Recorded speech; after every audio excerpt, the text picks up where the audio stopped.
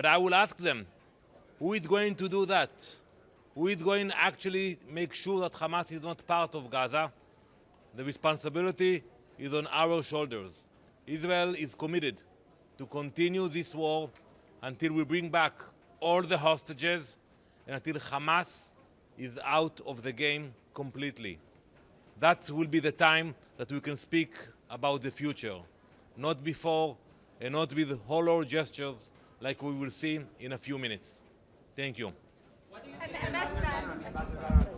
you think Macron and the Commonwealth, the British Commonwealth, is doing this to Israel?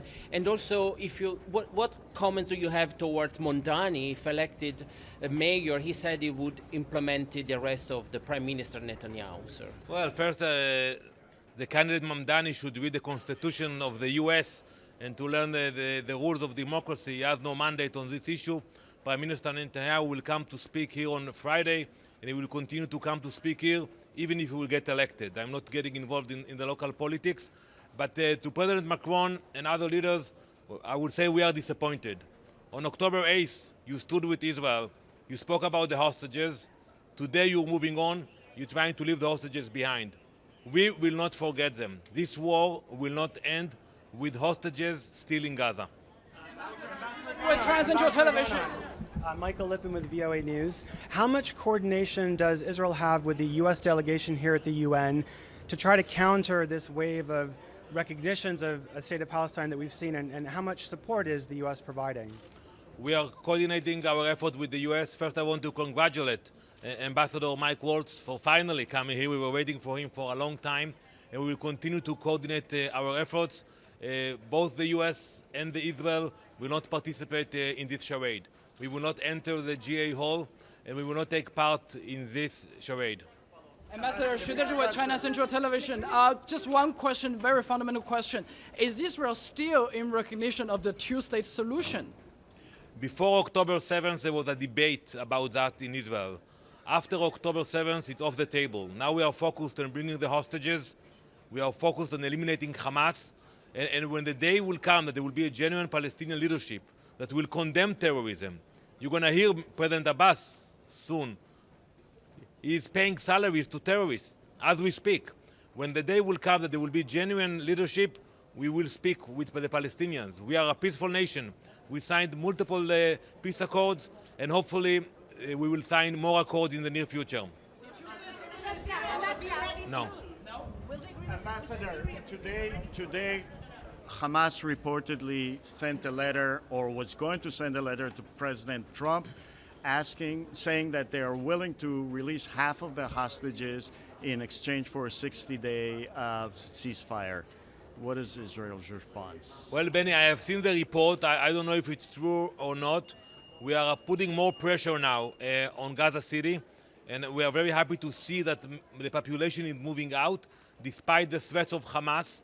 And they know that we are serious, and they know that we will not stop until we will get all the hostages back home. So I think they understand that we are serious about that. This is a show, but what we are doing on the ground, that's for real. So you are waiting for... Yes.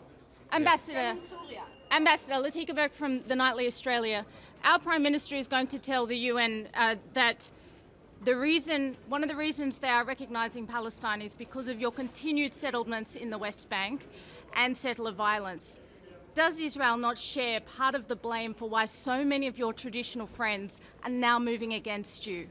Absolutely not. And I want to remind you that exactly 20 years ago, we actually took out all the Jewish communities, the so-called settlements, from Gaza. We took the cemeteries. We took everybody out from Gaza.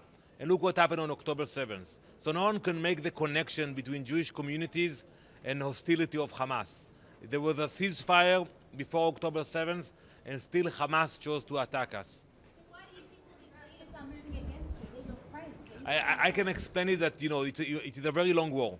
It is the longest war in our history. And many countries want to take action and to feel that they are doing something. They cannot speak with Hamas. With all due respect to President Macron, the Elysee cannot give instructions to Hamas. So it's easier to come here, make statements, take pictures. They feel they are doing something, but they are not promoting peace. On the contrary, they are supporting terrorism. I Ambassador, cannot hear one by one, please. Ambassador, we have a question over here. So Okay, Ambassador. I will answer it. Ambassador, will there be a reaction by Israel to these recognitions? It's Pamela Falk from U.S. News and World Report. Prime Minister Netanyahu was very clear about it. We will take action because what are we seeing now is a unilateral action. And those issues were supposed to be negotiated between Israel and the Palestinians in the future. We tried to do it in the past, many times. But to come to the UN and try to bypass it and grant recognition unilaterally, there will be consequences for that. Regarding the question of Syria, you know, there are talks with Syria. We are waiting to hear President Giuliani words on Wednesday, and I'm sure you're going to hear also the Prime Minister words about this issue as well.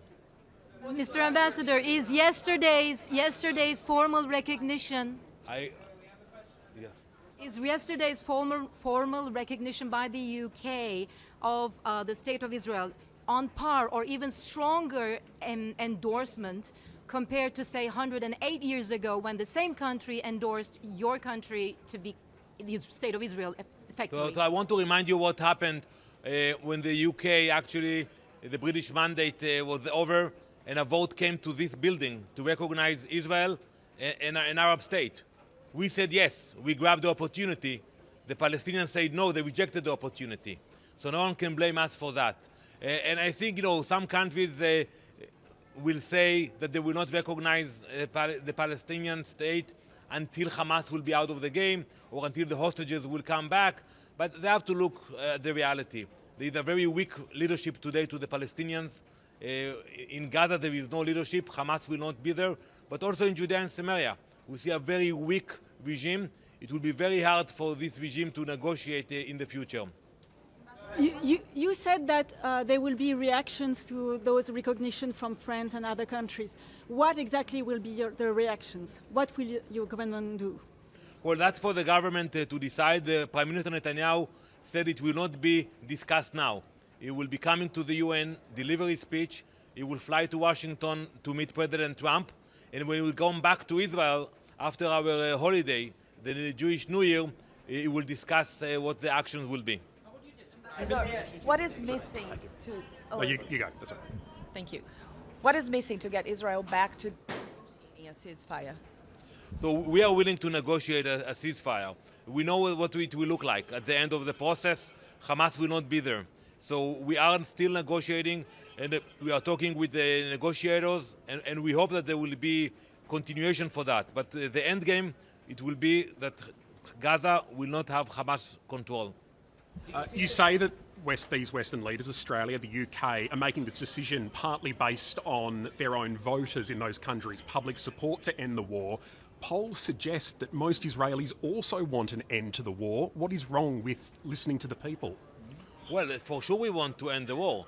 You know, no one wants to send his kids to fight in Gaza. You know, my late father fought in Gaza, I fought in Gaza, my son fought in Gaza. How many generations? We have no desire to be in Gaza. That's why we pulled out of Gaza. But at the same time, we have a commitment for Israeli citizens who were kidnapped on October 7th and are still in the tunnel of Gaza. We cannot leave them behind. So with all the respect, and I agree with you, that you have a lot of domestic issues in different countries, but with all due respect to those domestic issues, for us it's a non-starter. We will make sure the hostages are out of Gaza. Hi, I'm Marina Usher, CBC News. 142 countries have voted to endorse the framework of a two-state solution. What do you have to say to them? I told them that when they voted on this resolution, that it's a theater. They know it's not going anywhere. It's not going to change the lives of the Palestinians on the ground.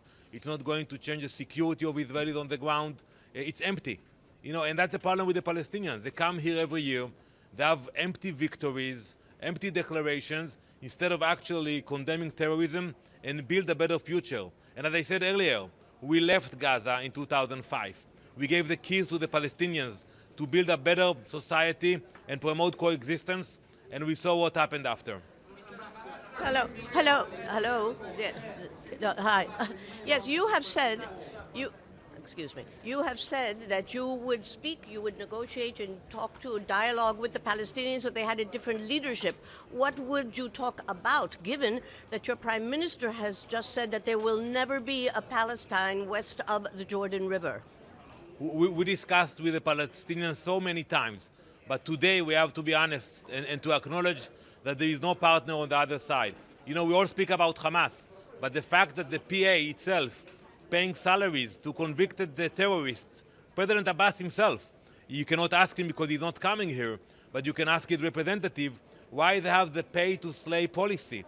2 weeks ago there was an attack in Jerusalem, 6 Israelis were murdered. The families of the terrorists will receive a monthly payment of $1,000. It's coming from the pocket of President Abbas. So that's not a good sign for us. The people of Israel pray for peace. We want to have peace, but we want to know that we have a partner for that. You may have answered this question before, but can I check? I mean, the fury of your Prime Minister to the, in terms of his response to the recognition of Palestine was clear. Do you rule out the annexation of the West Bank as a kind of backlash response? First, you know, I don't like the word annexation. I call it applying sovereignty. You know, when something belongs to you, you don't annex. And I think it's a decision that the government will have to discuss. I don't know if you do it as a counter effort. You know, in the past, we applied sovereignty over the Golan Heights, over East Jerusalem, but that's a discussion for the government. You're not ruling out the possibility of annexation of the West Bank, a move that would be widely seen around the world as the death knell of a two-state solution. So as I said earlier, everything will be discussed in the government upon the return of the Prime Minister from the meeting with President Trump on Monday. Okay, we'll have one last one. Yeah. What news do you have about the hostages? I cannot hear. What news do you have regarding the hostages? So we just saw a video that was released by Hamas a few hours ago where we can see the condition of the hostages. You know, horrible footage. You know, we believe that 20 of the hostages are alive, but in a very bad condition. You know, in a few weeks it's going to be 2 years in captivity. Some of them need medical care, but they don't get visitations from the Red Cross or from anyone else. And we know that they're in a very bad shape.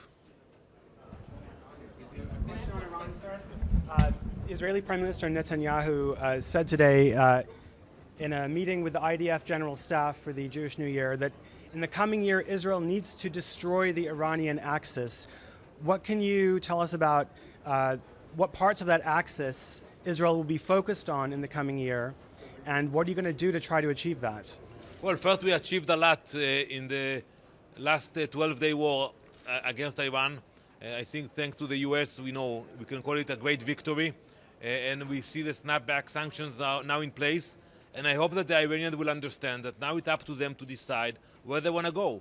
You know, if they will go back to where they were, then the Western world will stand with Israel against them. I hope that they will change course and will understand that they have to invest in the people of Iran and not in building a nuclear threat.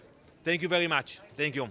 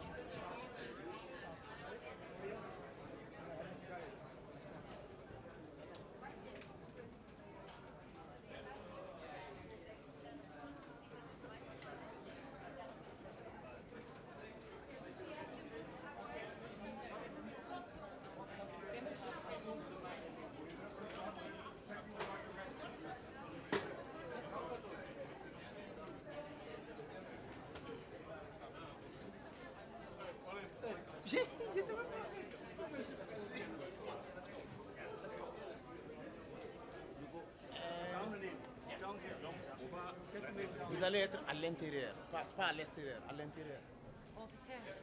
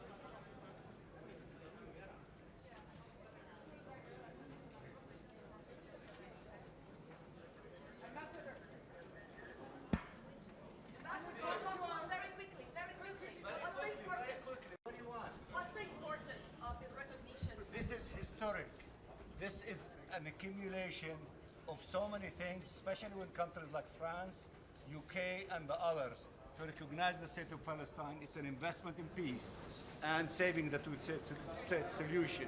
What we need, a ceasefire. What we need, the process to begin to end this illegal occupation and for Palestine to be free and to have the two-state solution a reality. This is what will happen inside today. Good to see all of you.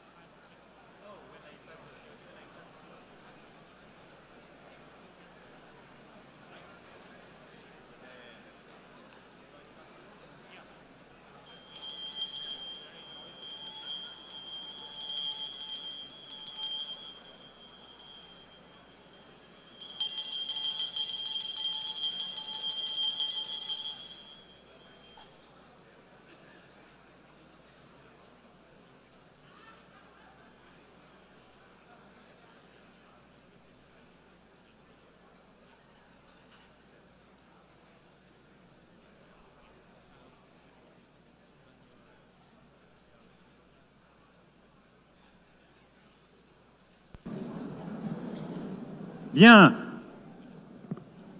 La 5e séance plénière. The 5th plenary meeting of the High-Level International Conference for the Peaceful Settlement of the Question of Palestine and the implementation of the two-state solution is resumed.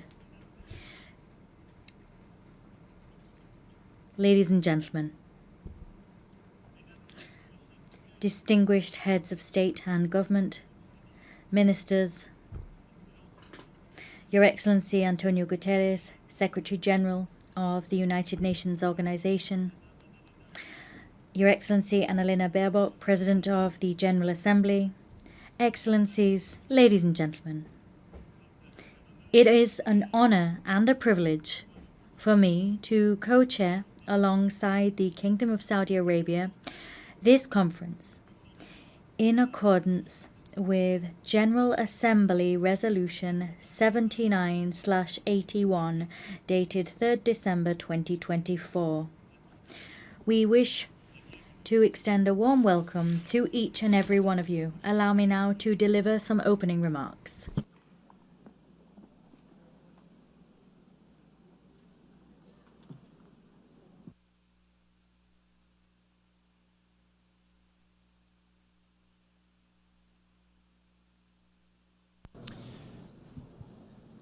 Madame la Présidente de President of the General Assembly, Secretary General, Heads of State and Government, ladies and gentlemen. We've gathered here because the time has come. The time has come to free the 48 hostages detained by Hamas. The time has come to stop war, the bombing in Gaza, the massacres and the fleeing people. The time has come because there's a pressing urgency everywhere. The time for peace has come because we're just a few moments away from no longer being able to seize peace. This is why we have gathered here today. Some might say it's too late. Others might say it's too early. But one thing is certain. We can no longer wait. In 1947, this assembly decided on the splitting of mandatory Palestine across two states, a Jewish state and an Arab state, thus recognizing the right of each of them to self-determination. The international community granted to the state of Israel at last fulfilling the destiny of this people after millennia of roaming and persecution, and Israel founded a beautiful democracy there. The promise of an Arab state to date remains unfulfilled. Since then, there's been a long path of hope and despair intertwined, which Israelis and Palestinians have gone down, each in their own way. We have walked alongside them, each of us in keeping with our history and our sensibilities. But the truth is that we bear a collective responsibility for, to date, having failed to build just and lasting peace in the Middle East. This is what became evident to us on the 7th of October 2023, when the Israeli people suffered the worst terrorist attack in its history. 1,224 men, women, and children killed. 4,834 men, women, and children injured. 251 men, women, and children taken hostage. The cruelty of Hamas and all those who collaborated in this massacre dumbfounded Israel and astounded the world. The 7th of October remains an open wound for the Israeli soul and for our universal conscience. We condemn it unequivocally because nothing, never, nowhere can justify having recourse to terrorism. Minds go out and hearts go out to the victims and their families. We've expressed our compassion to all Israelis and first and foremost demand for all hostages still held by Hamas to be freed unconditionally. The French paid tribute to the 51 French men and women assassinated on that day and all other victims of October 7th. We will never forget them. Never. Just like we will never stop the existential fight against anti-Semitism. The French people know the sting of terrorism, and our hearts remember the expression of the bonds of brotherhood following the terrorist attacks committed in Paris on the 7th of January 2015, when dozens of foreign leaders were in the ranks of those offering their sympathies, among which the Israeli Prime Minister and the President of the Palestinian Authority. We know that you cannot show weakness in the face of terrorism, but we also know the perils of endless wars.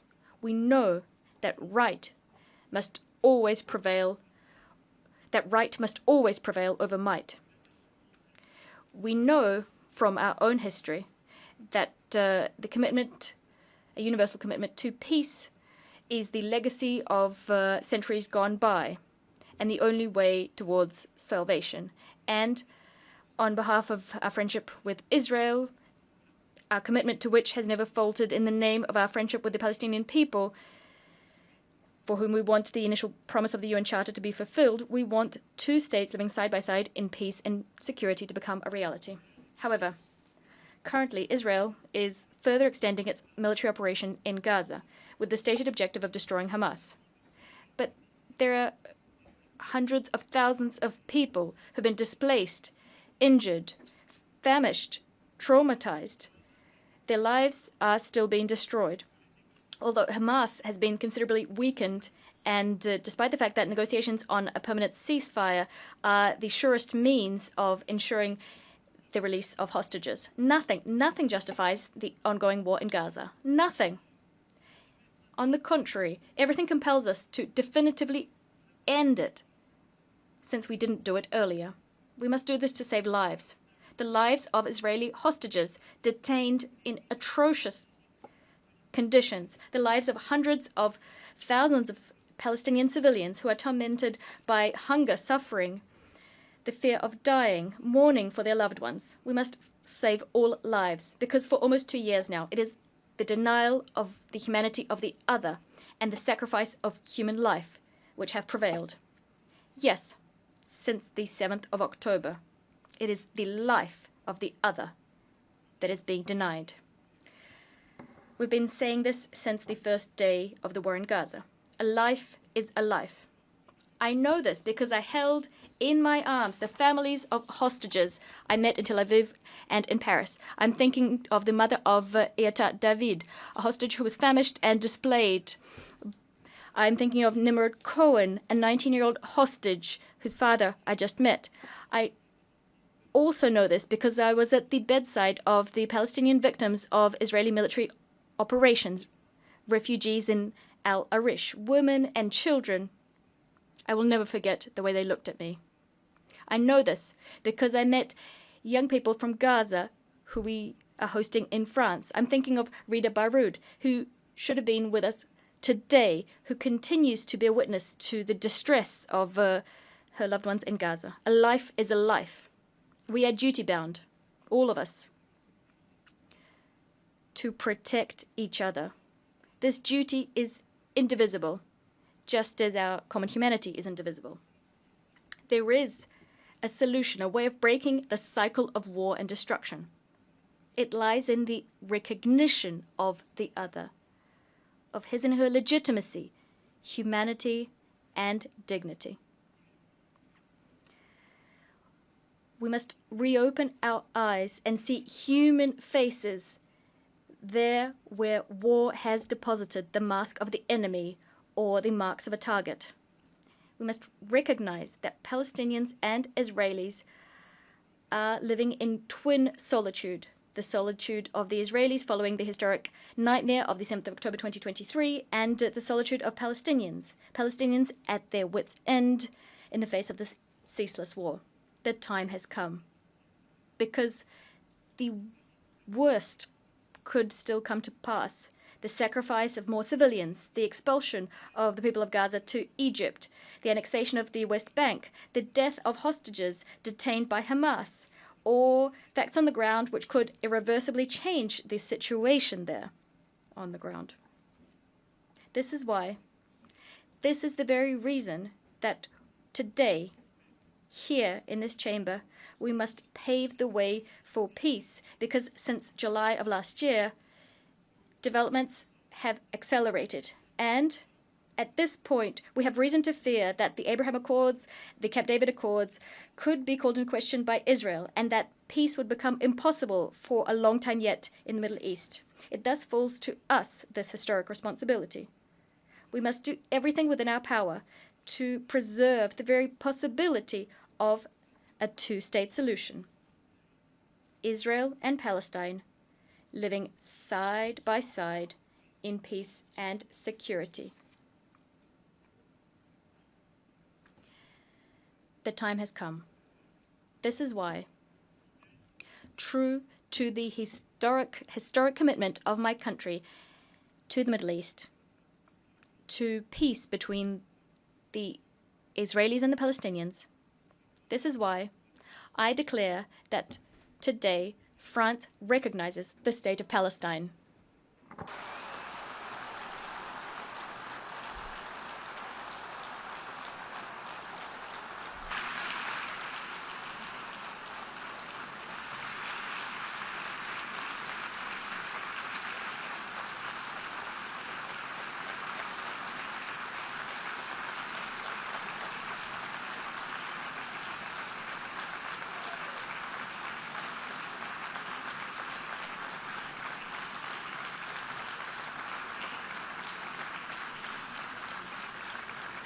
Cette reconnaissance.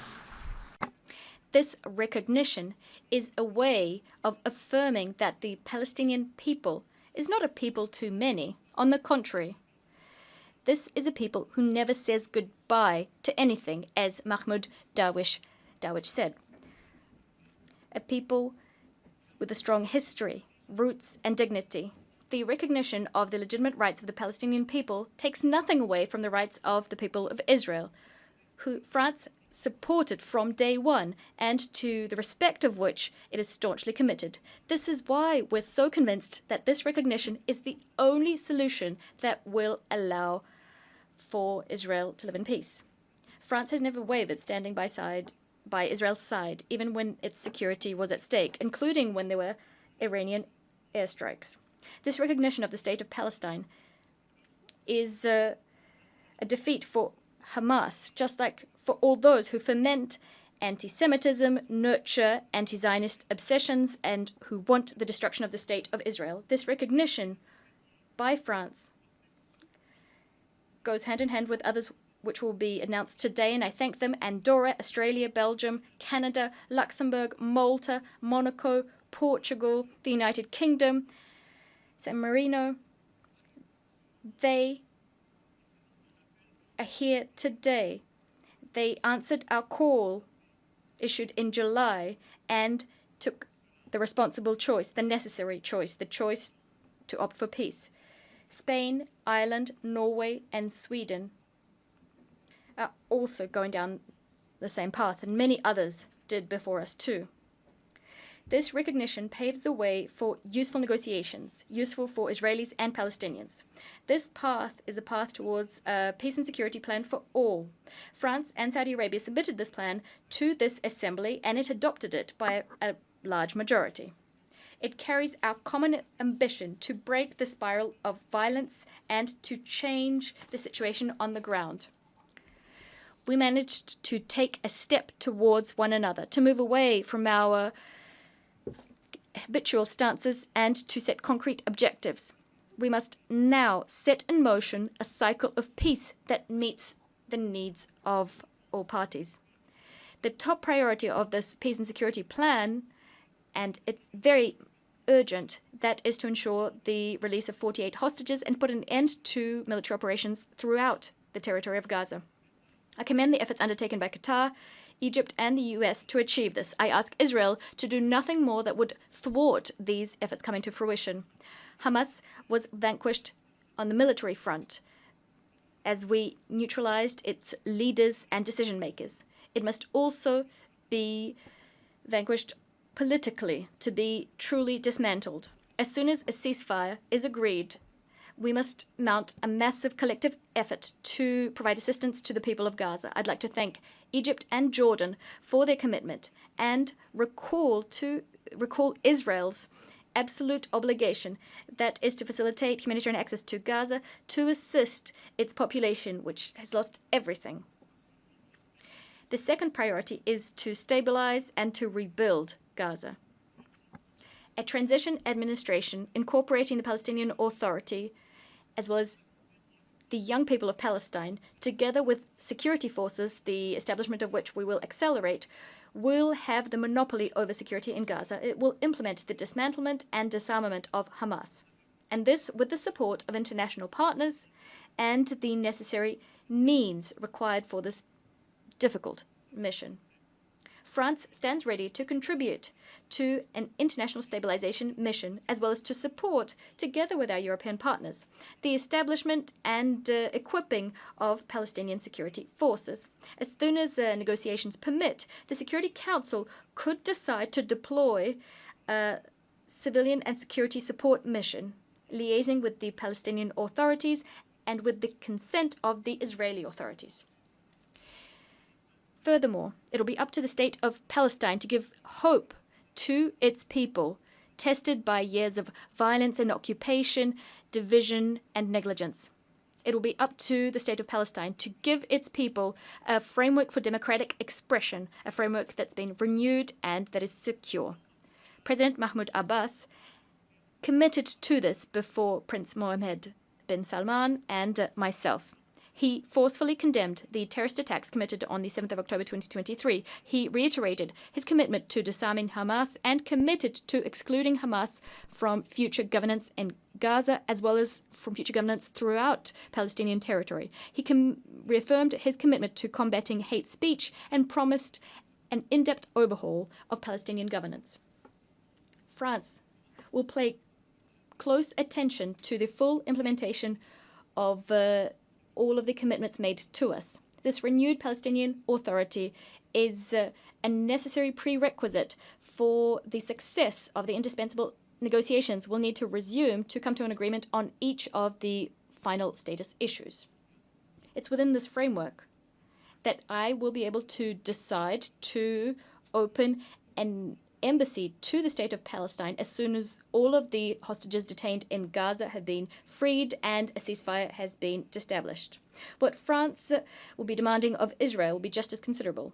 Together with our European partners, we will be pegging, that is, our level of cooperation with Israel to the provisions, the measures Israel will be taking to put an end to the war and negotiate peace. It's thanks to this path that we will get a state of Palestine which is sovereign, independent, and demilitarized, bringing together all of its territories, recognizing Israel and being recognized by Israel in a region which will at last see peace reign upon it. What I also expect of our Arab and Muslim partners, who have not yet done so, is for them to uphold their commitment to recognize the state of Israel and to engage with Israel in normal relations as soon as the state of Palestine has been established.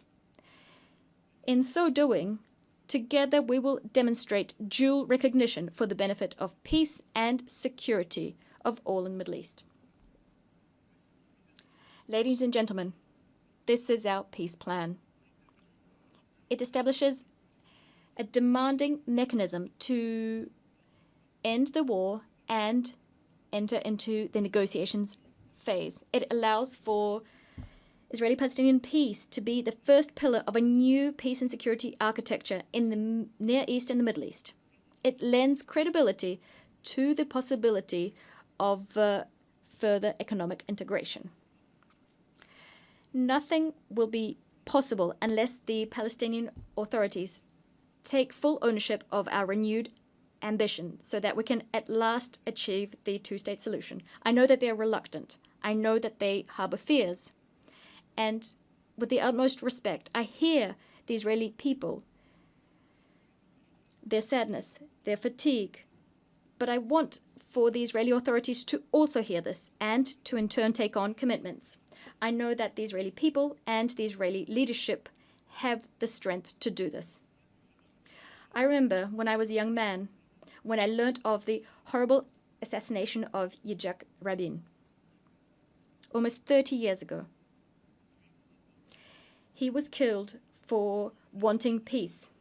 When death was about to claim him, the heroic warrior of the State of Israel said, and I quote, I fought so long as there was no chance of peace, end of quote. But today, there is such a chance. Today, here, 142 states are proposing this peace. They're extending out their hands, ready to be shaken. So yes, the time has come to put an end to the war in Gaza. Massacres, death, right now. Urgency is what drives us. The time has come for Israel to live in peace and security from the Galilee to the Red Sea, through the Dead Sea and the Lake of Tiberias and Jerusalem. The time has come to no longer talk about the existence of the State of Israel. It's self-evident. The time has come to do justice to the Palestinian people and thus to recognize the State of Palestine, a brotherly country, a neighbor in Gaza, in the West Bank, and in Jerusalem. The time has come to cast out from these lands the vile face of terrorism and to forge peace. Yes, to forge peace. This is what has brought us here today. And we're very hopeful that we will be able to forge it. It is a choice we must make. It is our duty. Peace is much more difficult. It demands much more of us than all wars. The time has come.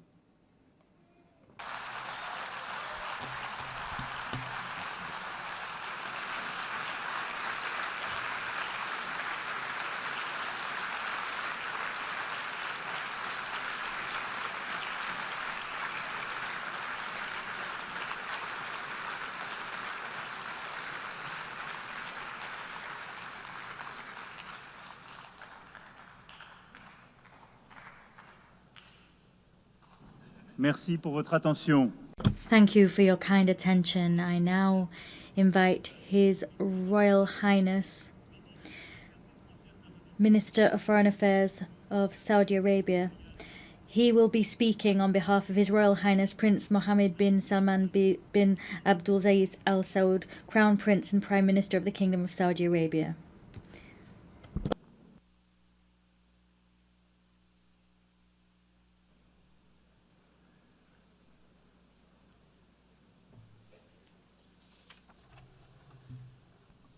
In the name of God, the merciful, the compassionate, Your Excellency, President of the Republic of France, Your Excellency, Secretary General, Your Excellency, President of the General Assembly, distinguished guests. God, peace and blessings be upon you. I have the honor to deliver the statement of the Kingdom of Saudi Arabia as a co-chair of this conference on behalf of His Royal Highness Prince Mohammed bin Salman bin Abdulaziz Al Saud, Crown Prince and Prime Minister of the Kingdom. It is my pleasure to convey to you the greetings of His Majesty King Salman bin Abdulaziz Al Saud, the custodian of the two holy mosques, and his wishes along with the Crown Prince's wishes for the success of this conference. We thank His Excellency President Macron and His Excellency Antonio Guterres for their efforts towards achieving the two-state solution. We thank him also for recognizing the State of Palestine. This conference is convened under the joint and co-chaired by the Kingdom of Saudi Arabia and France. At a time when the Israeli occupation authorities continues their aggression and their brutal crimes against our brothers, the Palestinians in Gaza Strip, and its violations in the West Bank and Al-Quds al-Sharif, and its repeated attacks on the sovereignty of Arab and Muslim countries, the latest of which was the attack against Qatar.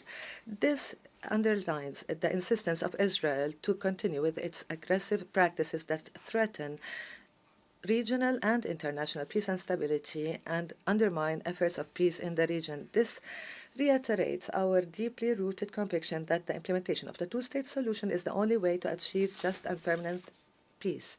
The historic position of His Excellency, the French President, to recognize the State of Palestine, and the fact that many countries have taken the similar courageous position, and the broad support for the resolution of the General Assembly to adopt the declaration, the New York Declaration on the peaceful settlement of the question of Palestine and the implementation of the two-state solution that received 142 votes in its favor reflects the will of the international community to render justice to the Palestinian people and consolidate their legal, historic right in line with international frameworks, relevant UN resolutions, and the Arab Peace Initiative.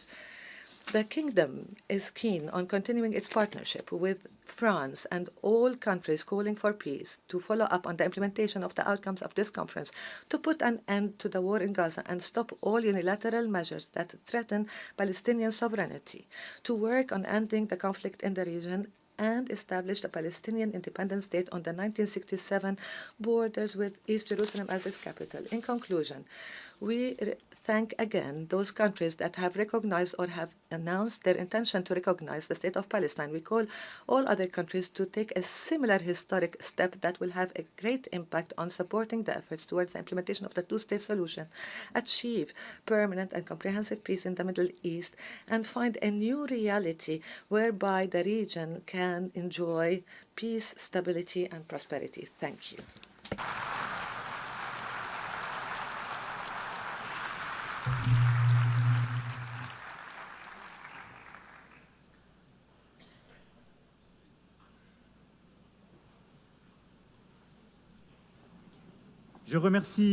I thank His Royal Highness Prince Mohammed bin Salman Abdulaziz Al Saud. I now invite His Excellency Mr. Antonio Guterres, Secretary General of the United Nations Organization, to issue a statement.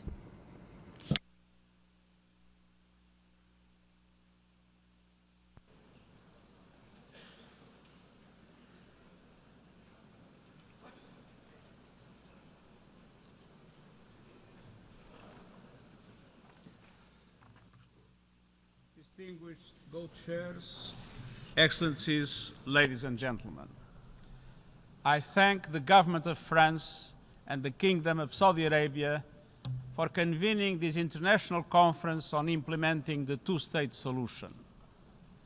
I also want to acknowledge the Palestinian delegation and once again note my disappointment that they were denied the opportunity to be fully represented.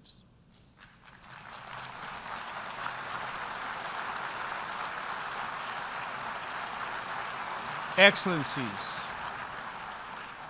let's have no illusions. The Israeli-Palestinian conflict has gone unresolved for generations. Dialogue has faltered. Resolutions have been flouted. International law has been breached. Decades of diplomacy have come up short. The situation is intolerable and it is deteriorating by the hour.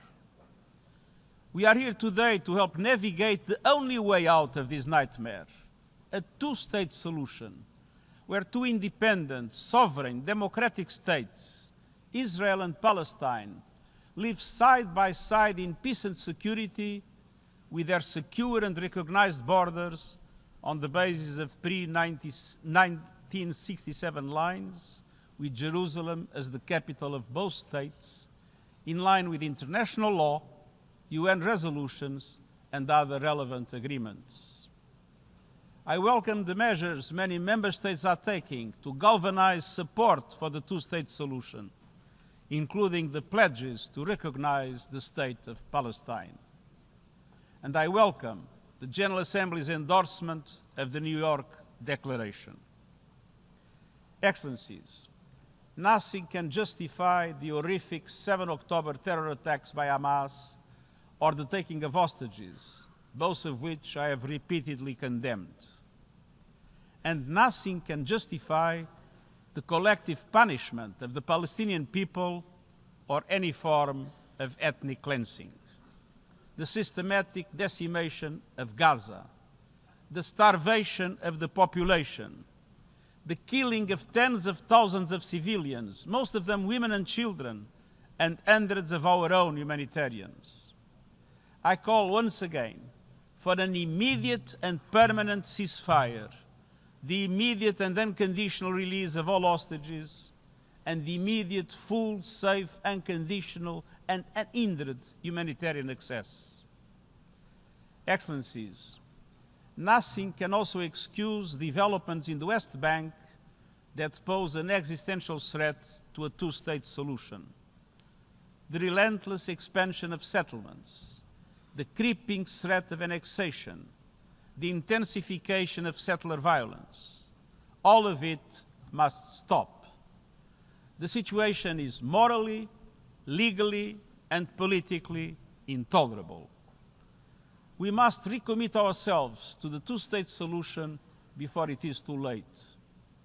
A solution in which two independent, contiguous, democratic, viable, and sovereign states are mutually recognized and fully integrated into the international community. Excellencies, those who stand in the way are obligated to answer a fundamental question. What is the alternative? A one-state scenario where Palestinians are denied basic rights, expelled from their homes and their land, forced to live under perpetual occupation, discrimination, and subjugation? How is this possible in the 21st century? How is it acceptable? This is neither peace nor justice. It will only increase the growing isolation of Israel on the global stage, and let's be clear, statehood for the Palestinians is a right, not a reward.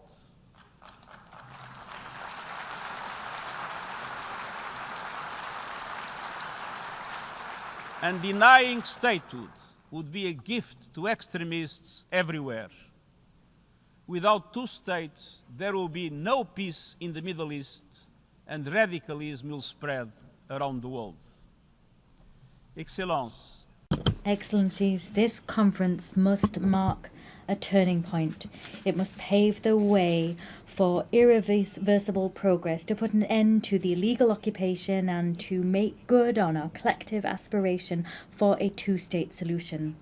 All of this is fully in line with adherence to international law. It has been approved by the General Assembly and supported by the international community. It is the only credible path towards a just and lasting peace between the Israelis and the Palestinians, and the only credible path towards peace and security throughout the Middle East as a whole. This will demand difficult decisions be taken from us all. This will demand courage and leadership based on principles from all sides. I urge you to do everything in your power to allow the two-state solution to prevail. This for the peoples of Israel, Palestine, and for humankind as a whole. I thank you.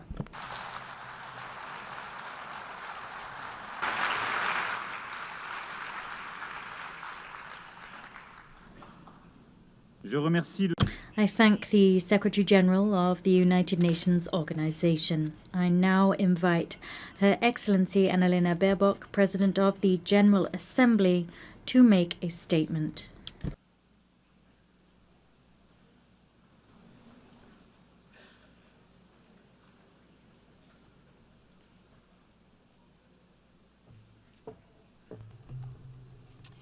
Your Excellency President Emmanuel Macron, Your Royal Highness Crown Prince Mohammed bin Salman, Your Highness Prince Faisal bin Farhan, Mr. Secretary General, Excellencies. Taking over the presidency of the General Assembly, I received many letters. One moved me deeply. Attached to it were drawings by 3 Palestinian children, Remas, Enas, and Retal. The images were heartbreaking. One showed a school before and after, beneath a bright sun and a blue, clear sky. In the first, the school with open doors and happiness. In the second, their school lies in rubble. A lone boy stands on the debris of what must be once have been his safe place. Perhaps he had a favorite class, a favorite teacher, like our children, a best friend he played with there. Now, all of it is gone. All of the laughter of the children blown away. At that age, children should not be drawing pictures of war. Children should be learning mathematics. They should be playing with friends and scratch dragons or castles, not death and destruction. Yet for the children of Gaza, this is their reality. Their horror lasted and lasts for over 700 days. Tens of thousands have lost their lives. Tens of thousands of dreams which never will come true. So many killed without the world even learning their names. Until we heard one voice so loud we could not overhear it. The voice of Hind Rajab, captured in a phone call with a red crescent while shelling rained down. After the car she was in was attacked, over and over again, killing her aunt, uncle, and 3 of her cousins next to her. She called over and over again, "I'm so scared, please come." The rescuers tried to calm her as they tried to reach her. They could not. Hind was killed before help arrived. The world failed her. As the world has also failed Kfir Bas and his brother Ariel. Kfir was just 9 months old, the youngest child abducted by Hamas on October 7th, taken with his 4-year-old brother Ariel and their mother. Both were killed in Gaza by terrorists. The world will remember their names as symbols of innocent childhood stolen by terror. I've met with the families of the hostages, fathers, mothers, siblings, aunts, grandparents, still waiting for their loved ones to come home from wherever Hamas is holding them after more than 700 days. I've also met with Palestinian families, fathers, mothers, siblings, aunts, and grandparents, whose loved ones are buried in the ruins of Gaza. Their message is always the same: we want peace. Or as one Israeli mother told me, "It does not bring my child back if a Palestinian mother loses her child in Gaza." Humanity is not about choosing sides. It's about recognizing that every life matters the same. A life is a life. A Palestinian girl's life is a life.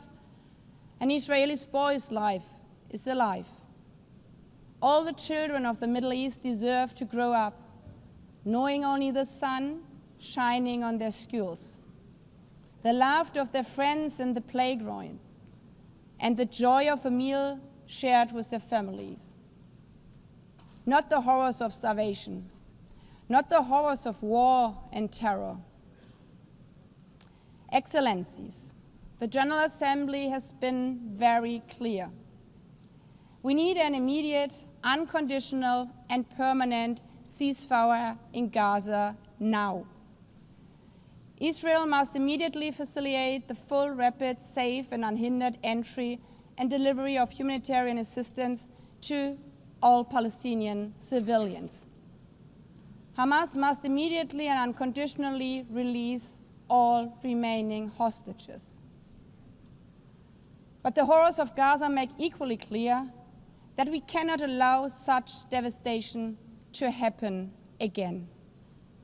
While the situation in Gaza is unacceptable, settlement expansions and demolitions in the occupied West Bank, including East Jerusalem, are eroding any prospects for a political solution.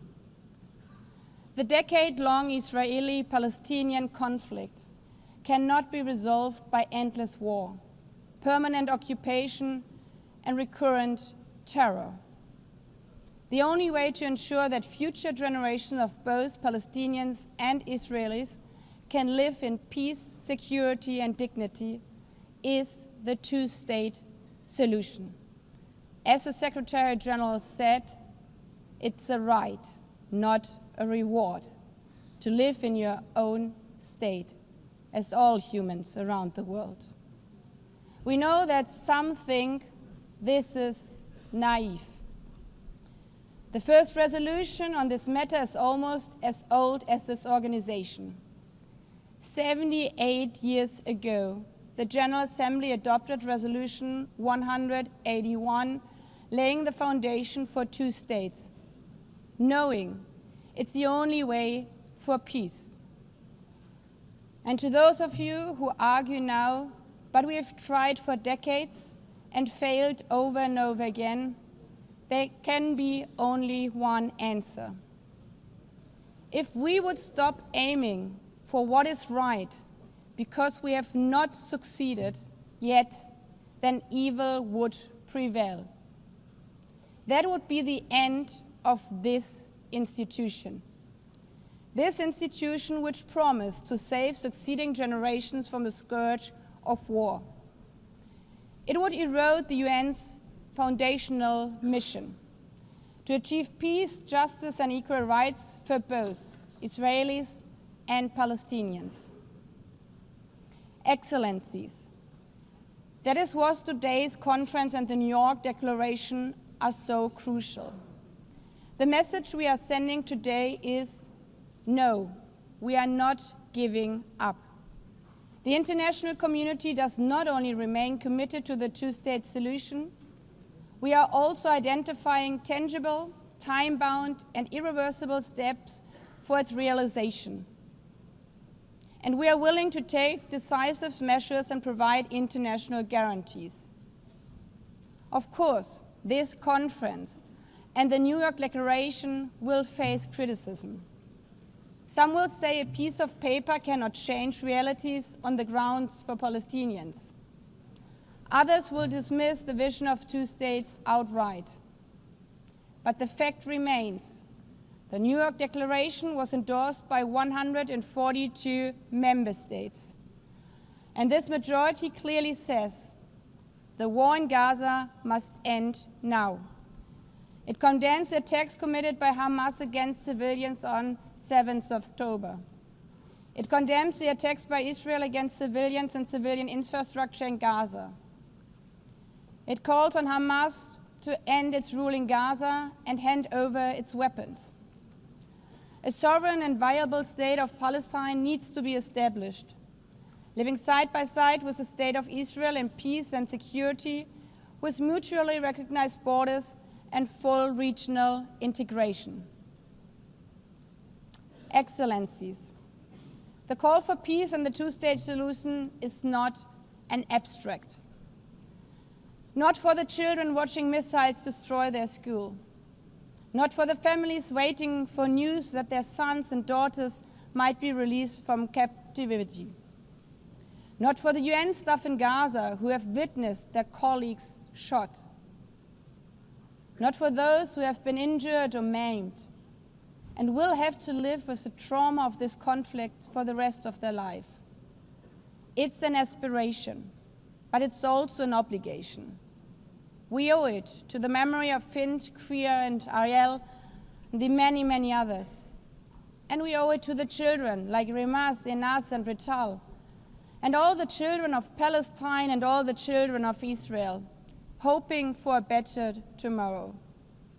so that they may not inherit rubble, grief, and despair, but safety, dignity, and hope to live one day in peace, side by side.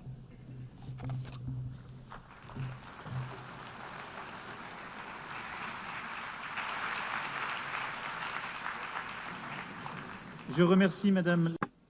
I thank the President of the General Assembly. I now invite His Excellency Mahmoud Abbas, President of the State of Palestine, to deliver a statement via video conference.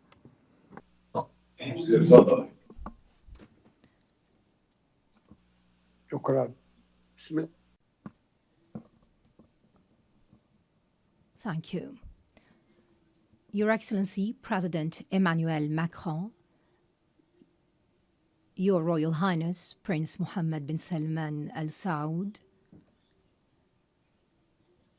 Your Highness Prince Saud Faisal bin Farhan, Minister of Foreign Affairs, Your Excellency Antonio Guterres, the Secretary General of the United Nations, distinguished leaders and heads of delegations, peace, mercy, and blessings of God be upon you. On behalf of the State of Palestine, I would like to express my deepest appreciation for the co-presidency, the United Nations, and all participating states for the historic New York Declaration that was issued during July's conference and adopted by the General Assembly by an overwhelming majority. It marked the beginning of an irreversible path towards ending the humanitarian catastrophe and ending occupation pursuant to international legitimacy and the Arab Peace Initiative. It was the embodiment of an independent state of Palestine with East Jerusalem as its capital, living side by side with Israel in peace, security, and good neighborliness. The declaration stressed that the war against our people must come to an immediate and durable end. It noted that the crimes emanating from the siege, the starvation, and destruction cannot be a means of achieving security. Therefore, we call for a permanent ceasefire. We need to ensure humanitarian access through the United Nations and UNRWA. We need to guarantee the release of hostages, all hostages and prisoners, with the withdrawal of the occupation forces from Gaza. We need a start without delay of Gaza and the West Bank reconstruction through the Cairo International Conference. Your Excellencies, ladies and gentlemen, we would like to commend the Egyptian-Qatari-US mediation that tries to put an end to this war. We also commend the positions of Egypt and Jordan, who reject the displacement of Palestinians, a matter rejected by the international community as well. The State of Palestine is the only entity eligible to assume full responsibility for governance and security in Gaza. This comes through an interim administrative committee affiliated to the Palestinian government in the West Bank with Arab and international support and participation. Hamas will have no role in governing. Hamas and other factions must surrender their weapons to the Palestinian Authority. What we want is one unified state without weapons, a state with one law and one legitimate security forces. We stress our condemnation of the occupation's crimes. We also condemn the killing and detention of civilians, including Hamas's actions on October the 7th, 2023. On the other hand, we call for an end to the settlements, the annexation, settlers' terrorism, and the attacks against Islamic and Christian holy sites. We condemn the occupation policies that isolate Jerusalem, Al-Quds, and expand construction on Area E1. We condemn the narrative, the Israeli narrative on Greater Israel, which flouts international law. It represents a direct threat to Arab national security and international peace. This comes in addition to the brutal aggression against the sovereignty of the brotherly state of Qatar and other Arab countries. This necessitates a firm, deterrent international stance. Ladies and gentlemen, the State of Palestine continues to adopt a comprehensive reform agenda promoting governance, transparency, the rule of law, and the reform of the financial system. It also works on the reform of educational curriculum in line with the UNESCO standards, and this will be achieved within 2 years. We're establishing a unified social welfare system after the abolition of all previous payments to the families of prisoners and martyrs. This system is currently undergoing international audit by a specialized international firm. We underline our commitment to organize presidential and parliamentary elections after the end of the war, and within 1 year. We will draft an interim constitution within 3 months to ensure the transfer of power from the authority to the state.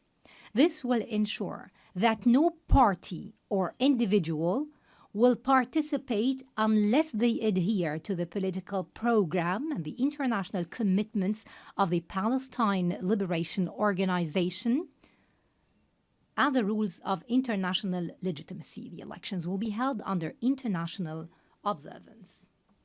Ladies and gentlemen, we desire a modern democratic state based on the rule of law, pluralism, power sharing, equality, justice, and the empowerment of women and youth. We commend the positions of those countries that recognized the State of Palestine. We call on those who have not yet done so to follow suit. We call for your support so that Palestine become a full-fledged member of the United Nations. We have already recognized the right of Israel to existence in 1988 and in 1993, and we still recognize the State of Israel. In this vein, I would like to thank France, Britain, Canada, Australia, and Belgium, in addition to Portugal, Luxembourg, San Marino, and Andorra, and other countries that have been mentioned by His Excellency, the President of France. And we recall with appreciation all 149 countries who have already recognized the State of Palestine earlier. They have participated in our long struggle, the last of which was Spain, Ireland, Norway, Slovenia, and Armenia. We would also like to commend the important role of the presidency of this conference, the Kingdom of Saudi Arabia and France, as well as Britain, in galvanizing more international recognition. We'd also like to thank all participating countries in this conference for their important role, issuing the New York Declaration and taking irreversible steps to bring about durable peace based on the two-state solution and based on international legitimacy. We would also like to commend the role of the brotherly and friendly countries that support our Palestinian cause in the international fora. We would like to commend, in particular, the role of Algeria, which is assuming the Arab seat in the Security Council. We commend the positions of the peoples and organizations that support the legitimate rights of the Palestinian people to freedom, independence, and statehood. We reject any confusion, I repeat, any confusion between the solidarity with the Palestinian cause and the issue of anti-Semitism. We reject the latter, proceeding from our values and principles. We would also like to express our readiness to work with the US President Donald Trump, with Saudi Arabia, France, and the United Nations and all partners to implement the peace plan adopted during this conference within a specific timetable with international guarantees and monitoring. This would open the gates towards a just peace and comprehensive regional cooperation. In this regard, I call upon Israel to immediately sit on the negotiating table, to put an end to this bloodshed and bring about just and comprehensive peace. And I address the Israeli people saying, our future and yours banks on peace. Enough violence and war. Our generations deserve to enjoy freedom and security. Let the people in our region live in durable peace and good neighborliness. And I would like to seize this opportunity to address all the Jews in the world, wishing them a good new year. And to our patient Palestinian people in their homeland and everywhere, I would like to tell you that the dawn of freedom and liberty is coming, no doubt. That day, ladies and gentlemen, is the day of the State of Palestine and the start of the peace process in the Middle East. We hope that we will call very soon to an international conference that will bring about this matter. Peace and blessings of God be upon you.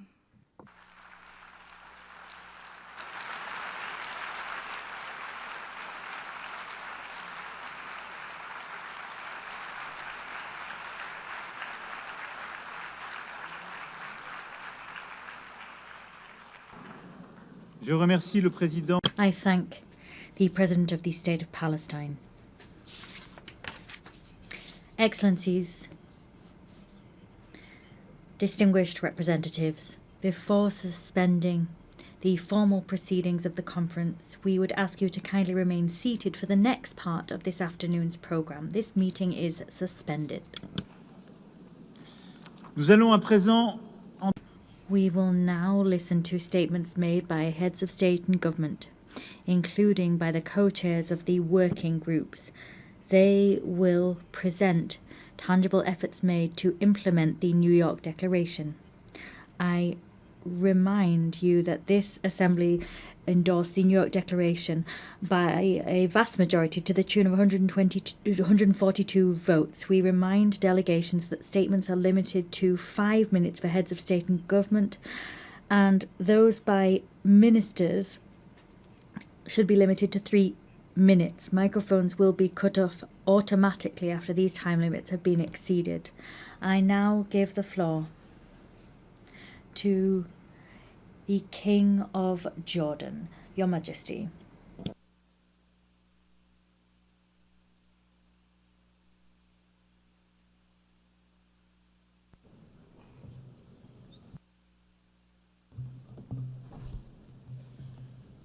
Bismillah ar-Rahman ar-Rahim. Friends, I thank France and the Kingdom of Saudi Arabia for convening this meeting. We meet here at the UN, where every country, every people, are promised a voice. We meet to raise our voices for peace and for justice, for the only path to ensuring security for the Middle East and beyond, the two-state solution. This year marks the 80th anniversary of the United Nations. Almost every year since, our countries have met within these halls to decry the injustice and violence of the Palestinian-Israeli conflict and seek solutions. And now, for nearly 2 years, we have been witnesses to a horrific level of bloodshed and destruction in Gaza. It stands in flagrant violations of international laws and the values of our shared humanity, and it threatens the foundations of future peace. The war in Gaza must end. Humanitarian aid must flow unhindered, and all illegal and unilateral measures in the West Bank and settler violence must also end. A clear choice stands before us. On one side, to continue down the dark and bloody path of war and conflict, or to take the path of peace through the two-state solution. And today, the world is taking a significant step on the path to achieving just and lasting peace. This global rally behind the two-state solution sends a clear message. The conflict must end. The two-state solution is the only path to the just and lasting peace that fulfills the rights of all our peoples. We thank all countries that have recognized the state of Palestine, and now we must work to stop all measures that undermine the two-state solution. We must make sure that today is a step in a continued effort to realize it. As we work on ending the war in Gaza, we must also do all we can to restore hope. The commitment so many countries are making to a future of peace today begins that long, difficult, but essential process. Thank you.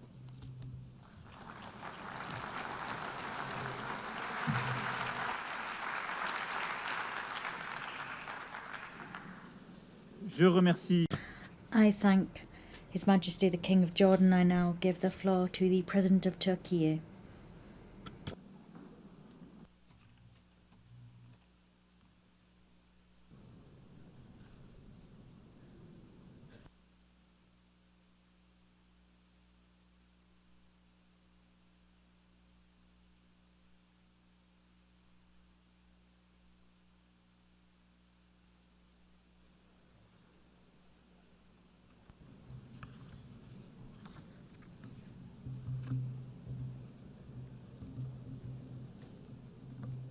Sayın Devlet Excellencies, heads of state and government, His Excellency the Secretary General, esteemed delegation members, let me greet you all with most heartfelt feelings and with kind regards. First of all, I would like to express my gratitude to France and to Saudi Arabia, who are co-chairing this conference. I congratulate all the countries that have decided to recognize the state of Palestine for honoring the voice of justice and of conscience. I hope that this step, along with the initiatives to be undertaken in the coming period, will accelerate the implementation of a two-state solution. In our region, an unprecedented catastrophe has been unfolding for nearly 2 years now under the Israeli government's heavy and inhumane attacks. The massacre and brutality in Gaza continues with all its intensity. Since it is true that anyone who has a conscience cannot possibly accept this or remain silent vis-à-vis all this, the Netanyahu government is trying to make sure the following. Their goal is to make the establishment of a Palestinian state impossible and to force the Palestinian people to emigrate as much as possible. In the midst of these negative developments of a group of countries, among them members of the UN Security Council, they have taken the decision to recognize the state of Palestine, and this is an extremely significant and historic step. Now, we wholeheartedly wish we could see Palestinian President Mr. Abbas to be able to speak in this conference here today. Nevertheless, I find it extremely valuable that all the participants speaking today are also serving as the voice of the Palestinian people. It is also a fact that today the Palestinian cause has become a global issue.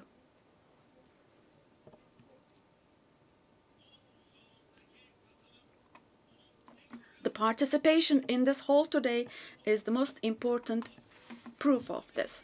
In Europe, in Asia, the Americas, and Africa, we are witnessing people chanting "Free Palestine" on the streets, on social media, or in the press more than ever before now. This contradiction should not escape anyone's attention, including my friends here. The Netanyahu government governs today a society who, in the past, was targeted for eradication with the persecutions of the Holocaust. And today, his government is committing genocide against its own neighbors with whom they have shared the same land, the same water, air, and sea for thousands of years. Standing up against this oppression is not only a legal duty of the international community, but also a moral responsibility. The international community must stop expansionism in the West Bank, also the fait accompli in East Jerusalem, and the attempts to spread instability in the region. Otherwise, we cannot possibly talk about the presence of an international order or talk about defending universal values. The goal of deepening occupation and annexation policies is clear. The goal is to kill the vision of a two-state solution, to leave no ground for the state of Palestine to survive, to exile the Palestinian people, and to implement their expansionist ambitions by fueling instability in the region.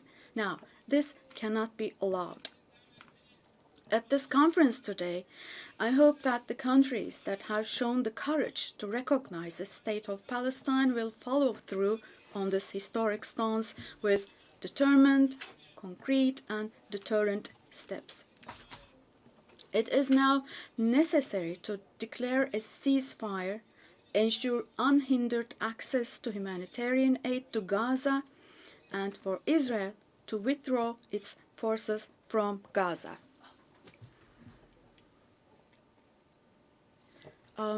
Apologies. I cannot hear the president. I lost his voice. Apologies, ladies and gentlemen. This is the interpreter speaking. I cannot hear the president. His voice is gone. His voice is gone. We cannot hear him. Me and my colleague, we cannot hear the president. Apologies for this, but we're having a technical glitch here. We cannot hear the president. We stopped being able to hear him. His voice is gone completely.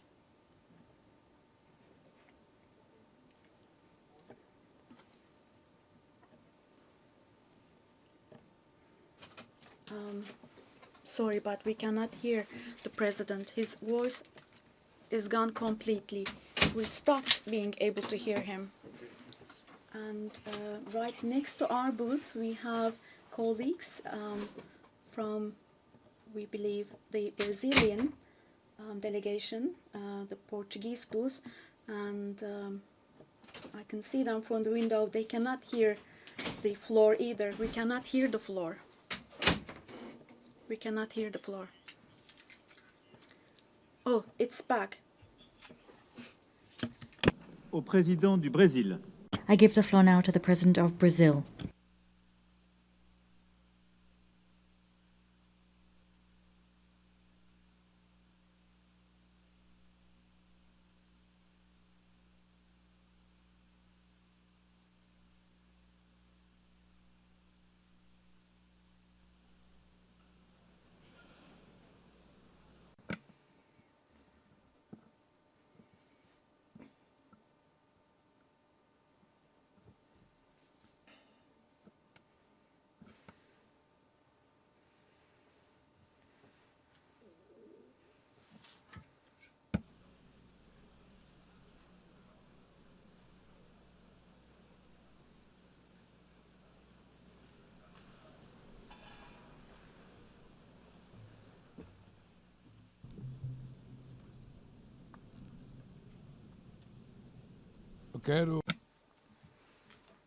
I would like to commend President Emmanuel Macron and Prime Minister Mohammed bin Salman for leading this important process and event.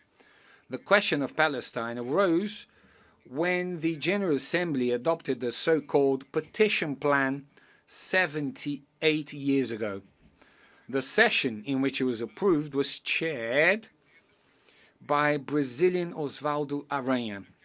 On that occasion, the two-state perspective was born, but only one materialized. The conflict between Israel and Palestine is the paramount symbol of the obstacles faced by multilateralism. It shows how the tyranny of the veto sabotages the very reason for the UN's existence, of avoiding atrocities like the ones that motivated its founding from happening again. It also goes against its universal vocation, blocking the admission as a full member of a state whose creation derives from the authority of the General Assembly itself. A state is based on three pillars: territory, population, and government. All have been systematically undermined in the Palestinian case. How can we talk about territory in the face of an illegal occupation that grows with each new settlement? How do you keep a population in the face of the ethnic cleansing we are witnessing in real time? And how do you build a government without empowering the Palestinian Authority? As the Commission of Inquiry on the Occupied Palestinian Territories pointed out, there is no more appropriate word to describe what is happening in Gaza than genocide. Therefore, Brazil decided to become a party to the case submitted by South Africa to the International Court of Justice. The terrorist acts committed by Hamas are unacceptable. Brazil was emphatic in condemning them. But the right to defense does not authorize the indiscriminate killing of civilians. Nothing justifies taking the lives or mutilating more than 50,000 children. Nothing justifies destroying 90% of Palestinian homes. Nothing justifies using hunger as a weapon of war, nor targeting starving people seeking help. 500,000 Palestinians do not have enough food, more than the population of Miami or Tel Aviv. Hunger does not afflict the body only, it shatters the soul. What is happening in Gaza is not only the extermination of the Palestinian people, but an attempt to annihilate their dream of a nation. Both Israel and Palestine have the right to exist.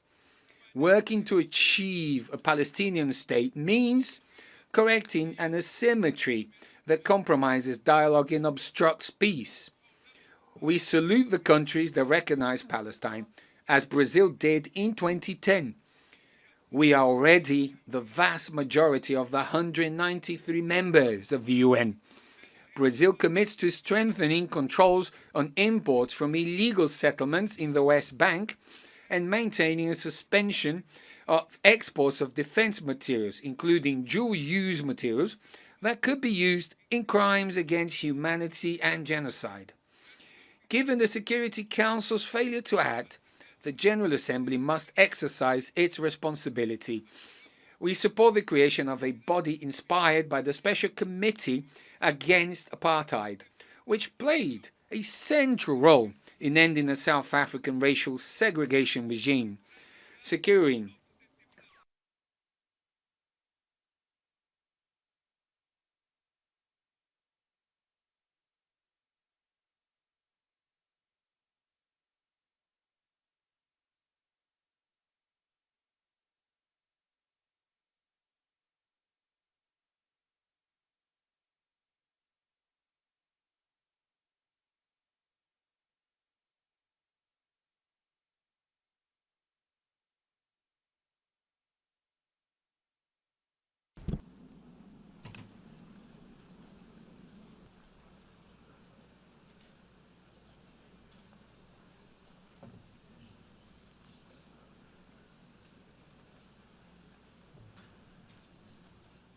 Madam President of the General Assembly, Mr. Secretary General, Monsieur le Président de la République Française, President of the French Republic, the Minister for Foreign Affairs of the Kingdom of Saudi Arabia, Mr. President of the Palestinian State, Excellencies, ladies and gentlemen, Portugal formally recognized the state of Palestine as a sovereign state with full rights.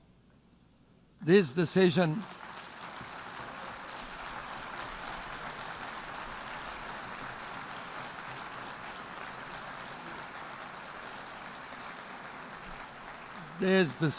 reflects our conviction that the two-state solution is the only viable path for a just and lasting peace in the Middle East.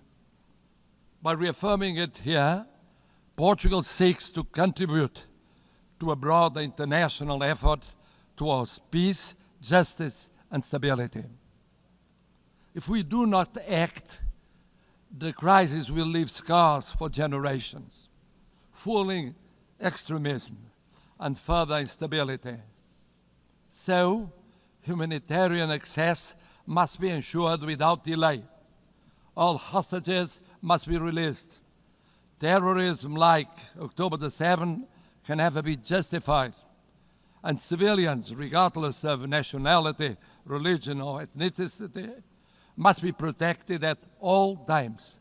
And therefore, a ceasefire must be attained immediately. Portugal's commitment to peace in the Middle East has been constant and clear. We have always defended the two-state solution in line with the United Nations resolutions and the 67 borders. We supported Palestine's observer status in 2012, voted to enlarge its rights in the Assembly in 2024, and endorsed the New York Declaration earlier this year.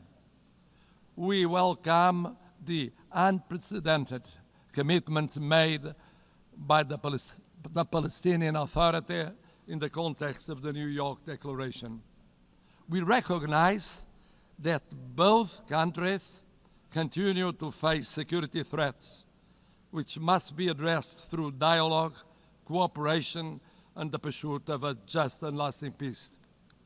Portugal's recognition of the state of Palestine is not an isolated gesture, but a continuation of a long-standing policy and a decisive contribution to the safeguarding of the two-state solution. Excellencies, Portugal stands ready to work actively towards this collective endeavor. Our message is clear. Recognition of the state of Palestine is recognition of peace itself. Now, today, tomorrow would have been too late. Thank you.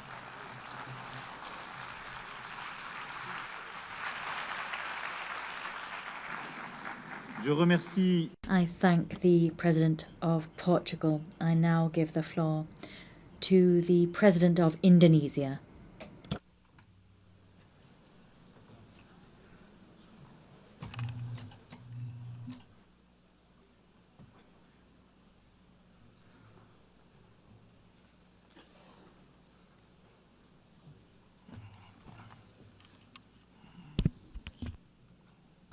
His Excellency President Emmanuel Macron, President of the French Republic, His Highness Prince Faisal bin Farhan Al Saud, Foreign Minister of the Kingdom of Saudi Arabia, as the co-chairs of this distinguished meeting.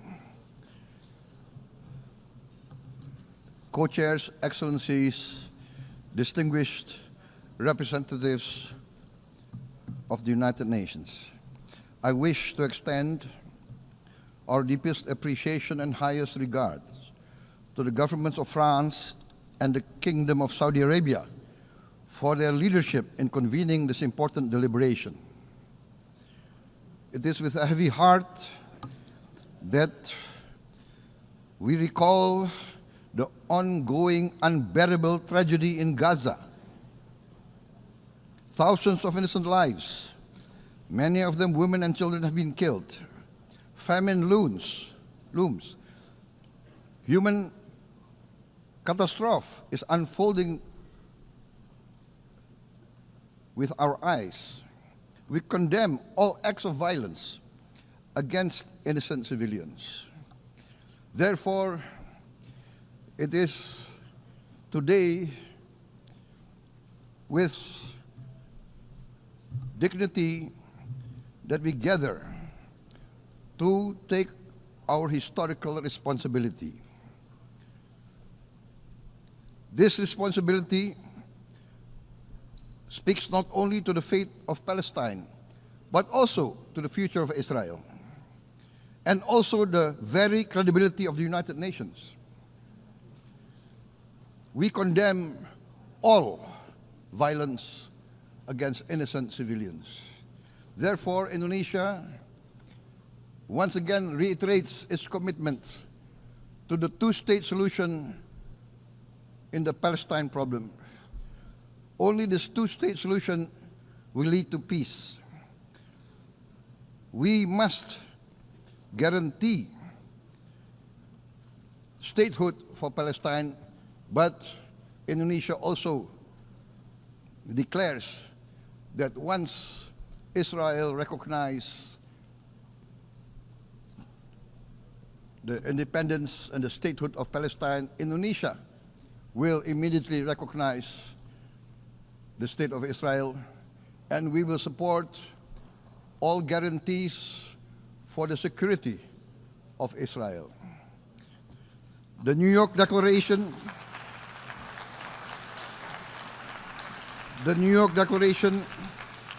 has provided a peaceful and just pathway towards peace. Statehood must mean peace.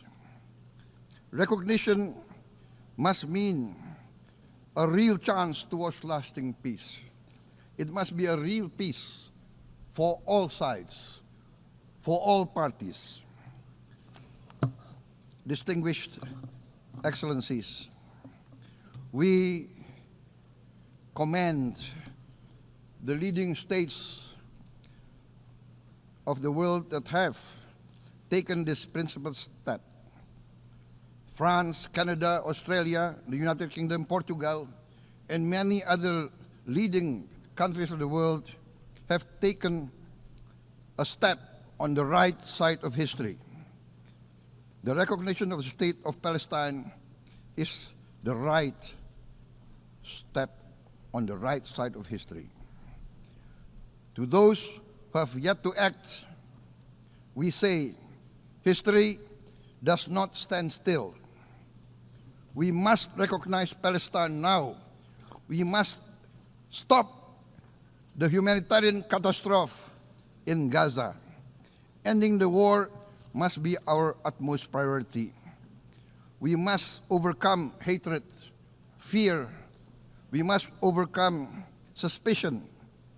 We must achieve the peace that is necessary for the human family. We are ready to take our part in this journey towards peace. We are willing to provide peacekeeping forces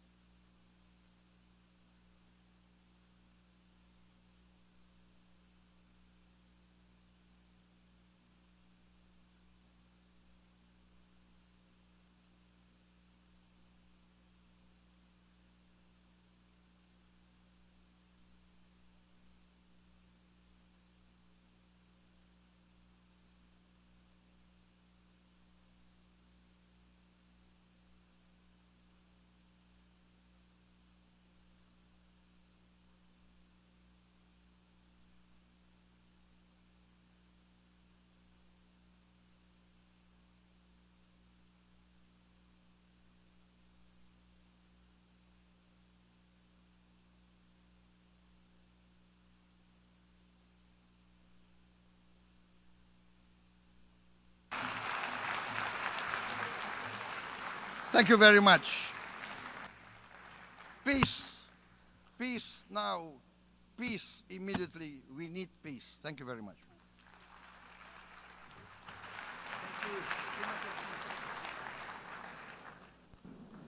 Je remercie le président de l'Indonésie. I thank the President of Indonesia. I now give the floor to the President of Senegal.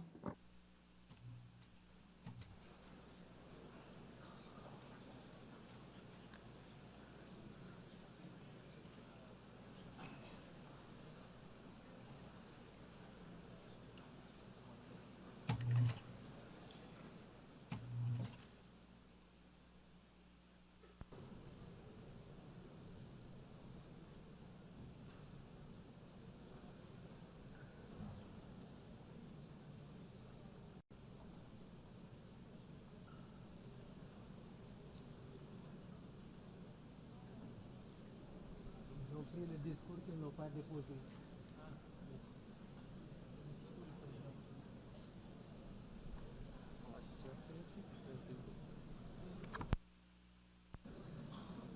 Monsieur le co-président, Co-chairs, dear colleagues, Secretary General of the United Nations, ladies and gentlemen, I commend the leadership of France and Saudi Arabia, and I commend the commitment of all here present to the Palestinian cause.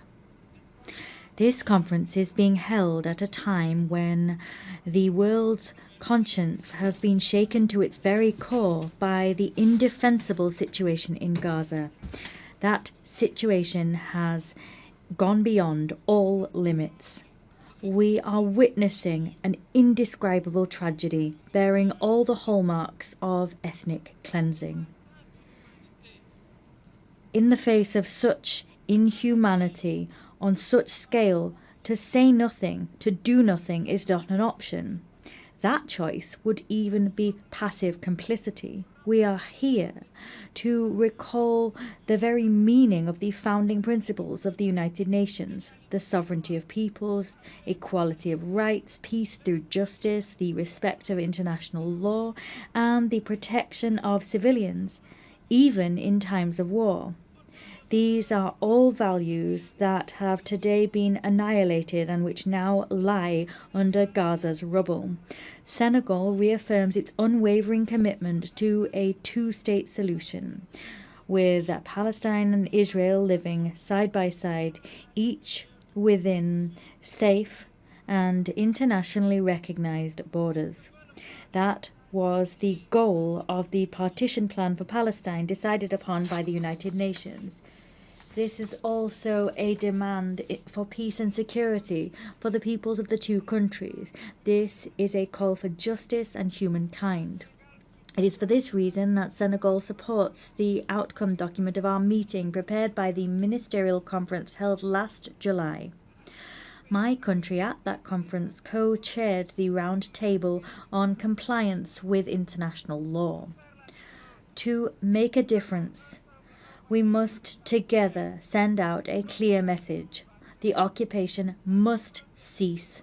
The suffering of civilians must cease. We must work towards an immediate ceasefire. Israel must stop its bombing and authorize the delivery of humanitarian aid by the United Nations. The United Nations must consider deploying a stabilization and observation mission to guarantee that Israel's illegal actions stop. In brief, the promise of two states must finally be fulfilled. In this connection, I commend the recent adoption by the UN General Assembly of a resolution for a peaceful two-state solution that was adopted by an overwhelming majority. The Senegal also commends the historic decision taken by countries that have today decided to recognize the state of Palestine. As chair of the Committee on the Exercise of the Inalienable Rights of the Palestinian People, Senegal will continue to get on board with any initiative aimed at fostering the return of a lasting peace to Palestinian lands.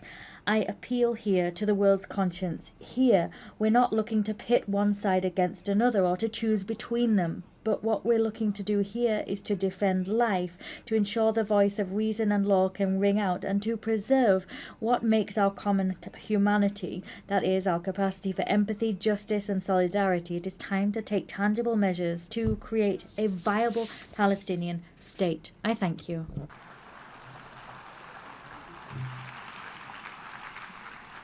Je remercie le président. I thank the President of Senegal. I now give the floor to the Sovereign Prince of Monaco.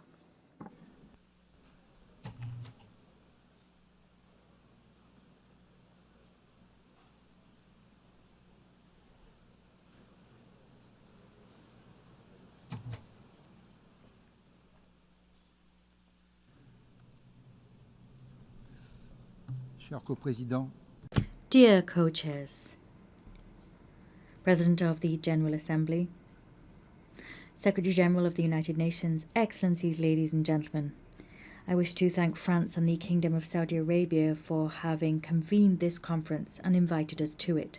Since the very beginning, we have spoken out as the Principality of Monaco loud and clear to defend indissociable rights, that of Israel to live within safe and recognized borders and to enjoy security therein, and the right of the Palestinian people to have a sovereign, viable and democratic state. Today we wish to reaffirm our unwavering support to Israel's existence, and we also wish to recognize Palestine as a state under international law.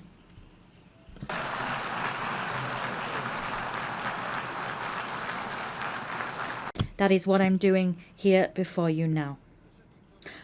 The 7th of October 2023 was in its full horror the starting point of the current chaos. It is now more urgent than ever before to move towards a tangible, balanced and sustainable solution based on mutual recognition and the respect for fundamental rights.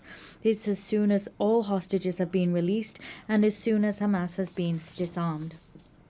Peace cannot remain a dim prospect on the distant horizon. It must be given its lifeblood in institutions with mutual guarantees and ensuring the effective respect for everyone's rights.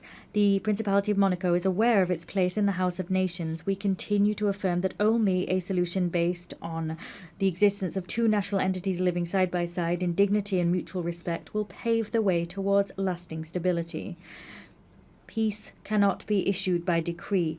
It is built through common will. Thank you.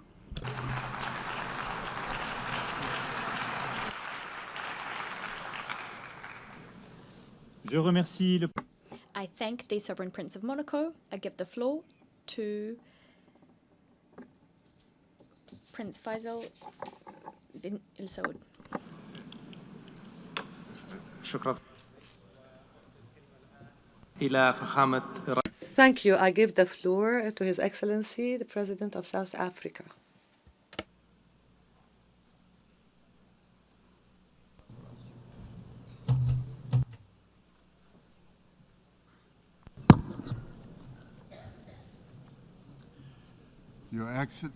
Your Excellencies, would like to thank France and the Kingdom of Saudi Arabia for convening this very crucial conference.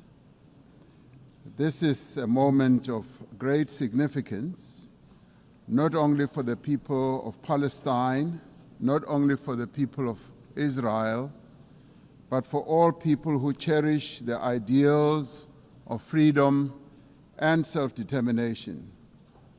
Shortly after the United Nations was created, the General Assembly adopted Resolution 181, which recommended the creation of two states, Israel and Palestine. Immediately after the adoption of this resolution, only one state was created, the State of Israel, casting and ushering the Palestinians into a decades-long wilderness of statelessness, characterized by decades of occupation and now genocide. I'd like to congratulate the President of France, President Macron, for today announcing a very bold decision to support the long overdue creation and the recognition of the sovereign state of Palestine. President Macron, I stand here to congratulate you and to congratulate others who have taken this step. South Africa reiterates its firm commitment to the creation of a contiguous Palestinian state existing peacefully side by side with the State of Israel along the 1967 borders with East Jerusalem as its capital. South Africa condemned the 7th October attacks by Hamas that resulted in the deaths of more than 1,200 people. In response to this attack, Israel has unleashed disproportionate punishment against the people of Palestine.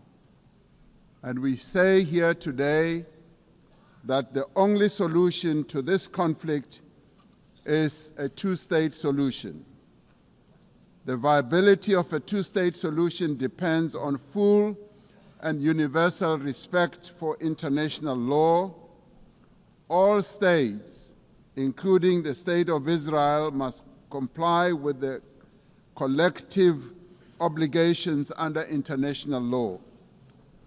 As the UN marks the 80th anniversary, we call on all member states to recognize Palestine and to act in solidarity with its people. To restore the prospects of a two-state solution, we call, firstly, for global recognition of Palestine and its sovereignty and territorial integrity. Secondly, the immediate ceasefire and an end to the genocide and the release of hostages by Hamas and prisoners by Israel. Thirdly, the full respect for international law, including the respect for UN resolutions and opinions and the decisions of the International Court of Justice. Fourthly, the removal of obstacles to the two-state solution, including a halt to illegal settlements and removal of the separation wall. Lastly, the restoration of the humanitarian aid and reconstruction of Gaza. This is a conflict that has gone on for almost as long as the United Nations has existed. And we say that as the international community, this conflict must end now, and we as the international community must act now also in unison.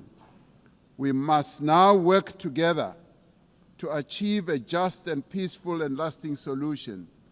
I would like to welcome the demonstrable groundswell of support for the establishment of the much-awaited state of Palestine by 142 nations.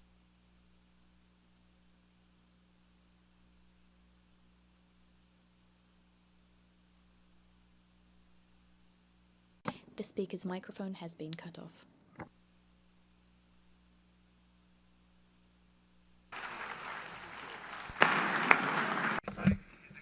The President of South Africa. والآن أعطي الكلمة. I now give the floor to His Excellency President of Angola.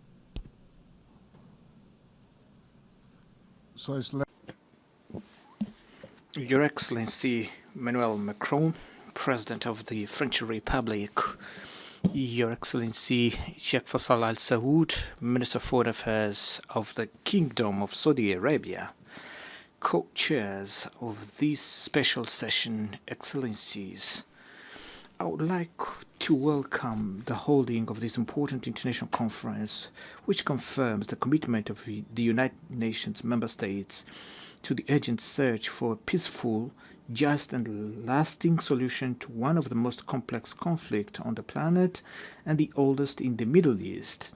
A special mention should be made to the French Republic and the Kingdom of Saudi Arabia, which have committed themselves very firmly and tirelessly in conducting this initiative. His Excellencies, in the context of this meeting, the New York Political Declaration on Peaceful Resolution of the Issue of Palestine and the implementation of the two-state solution, adopted on September 12 this year by the United Nations General Assembly, assumes unquestionable relevance as it demonstrated that there is an increasingly growing international consensus on the need to end the war in Gaza based on the effective implementation of the two-state solution.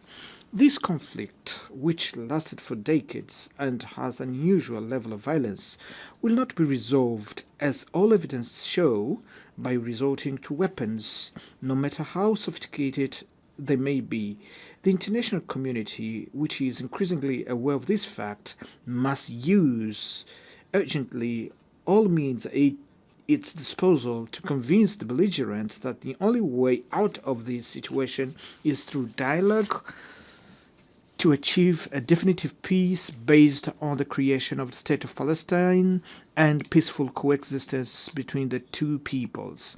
This is the position of the African Union, which also includes the principle that the East Jerusalem should be the capital of the independent and sovereign state of Palestine, and that the Republic of Angola is unconditionally aligned with the African Continental Organization in this effort, in which we all are committed to the definitive resolution of this conflict. Excellencies, we are following with deep concern the alarming reports about the catastrophic humanitarian situation in the Gaza Strip, where entire communities, including many children, succumb daily to hunger and survive in subhuman conditions.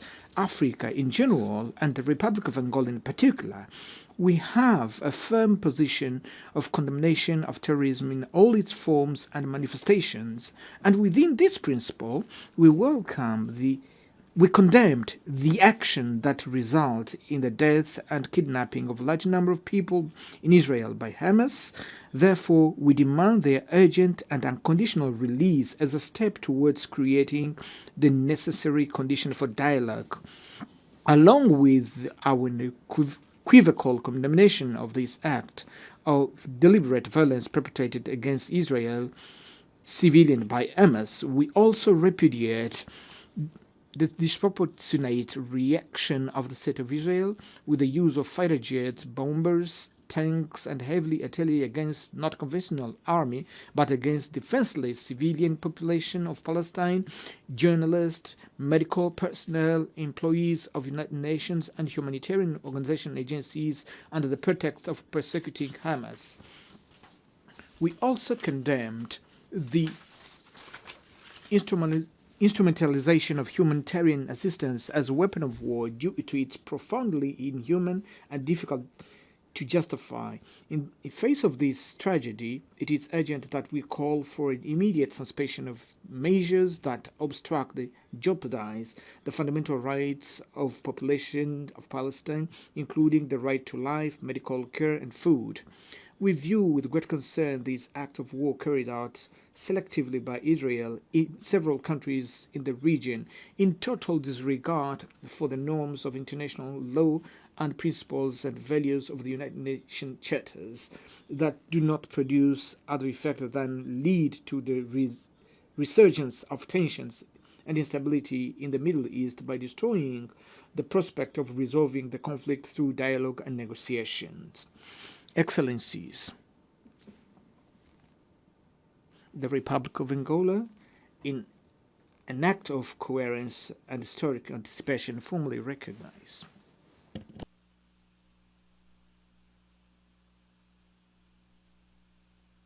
The speaker's microphone has been cut off.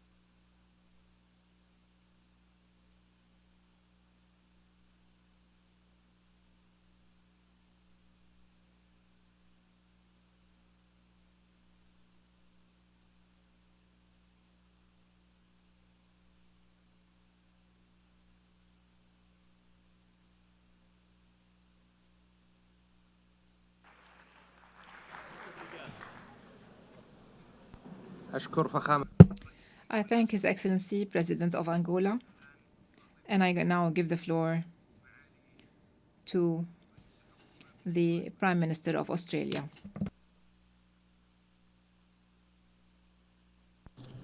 President Macron, Your Royal Highness, Secretary-General, colleagues. In 1947, Australia was proud to be the first member of the United Nations to vote for the plan that made the modern state of Israel possible. But that plan always encompassed two states, a state of Israel and a state of Palestine, living side by side within internationally recognised borders, recognising each other's right to live in peace and security. 8 decades ago, those hopes were consumed by conflict, and that has been the grim pattern over the years. Opportunities not taken, compromises rejected, good faith betrayed, a cycle of violence that has crushed generations. We saw that in the horrific events of October 7, 2023.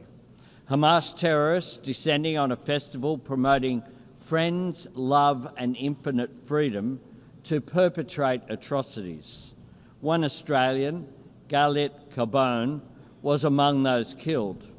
Australia embraces all who carry the weight of grief.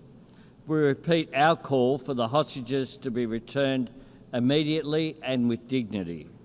And we stand with Jewish people everywhere who feel the cold shadow of history's darkest chapter in any act of anti-Semitism. Throughout this conflict, Australia has supported calls for a ceasefire because every innocent life matters. Every Israeli life, every Palestinian life. Right now, Gaza is in the grip of a humanitarian catastrophe, and the Israeli government must accept its share of responsibility. Tens of thousands of civilians have been killed. Desperate people, including children, denied vital aid. Aid workers killed, including Australian Zomi Frankham. Journalists killed trying to bring the truth to light. This comes alongside the continued illegal expansion of settlements on the West Bank and an increase in settler violence. Threats to annex parts of Palestine and permanently displace the Palestinian people. Such conduct risks putting a two-state solution beyond reach. That is where the current road leads. We must choose a different path. We must break this cycle of violence and build something better. Yesterday, Australia recognised the state of Palestine.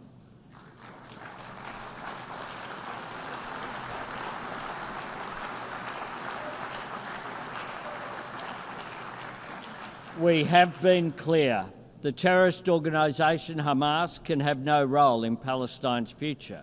Our recognition was predicated on commitments from the Palestinian Authority, reaffirming Israel's right to exist in peace and security, that Hamas turn over its weapons to Palestinian security forces and never controls Gaza again, and the PA must demilitarise, hold democratic elections and undertake wholesale reform to governance, finance and education.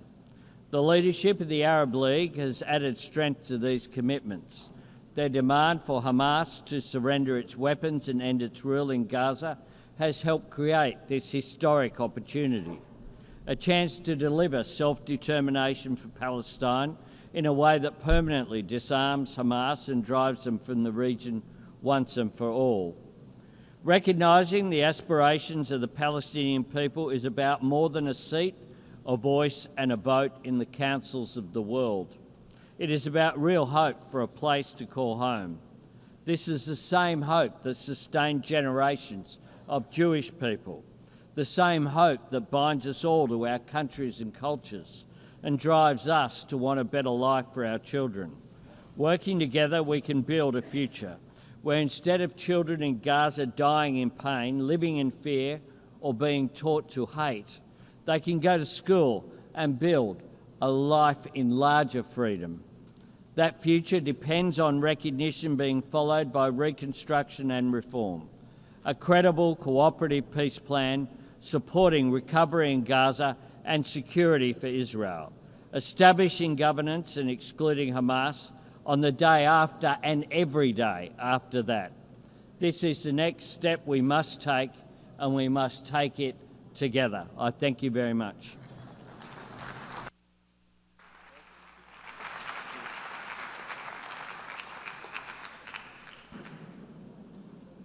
I would like to thank His Excellency and give the floor to His Excellency, the Prime Minister of Egypt.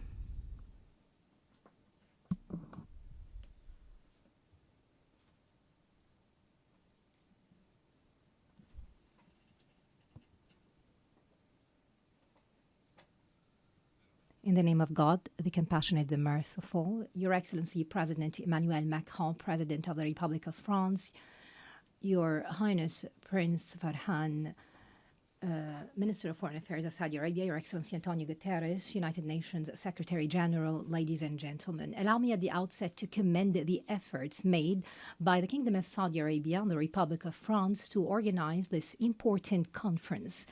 This conference embodies our collective commitment to the two-state solution as the only way to achieve a just and comprehensive peace in the Middle East. On behalf of Egypt, which for more than 40 years has led efforts to establish a just peace and stability in the Middle East, I address you today.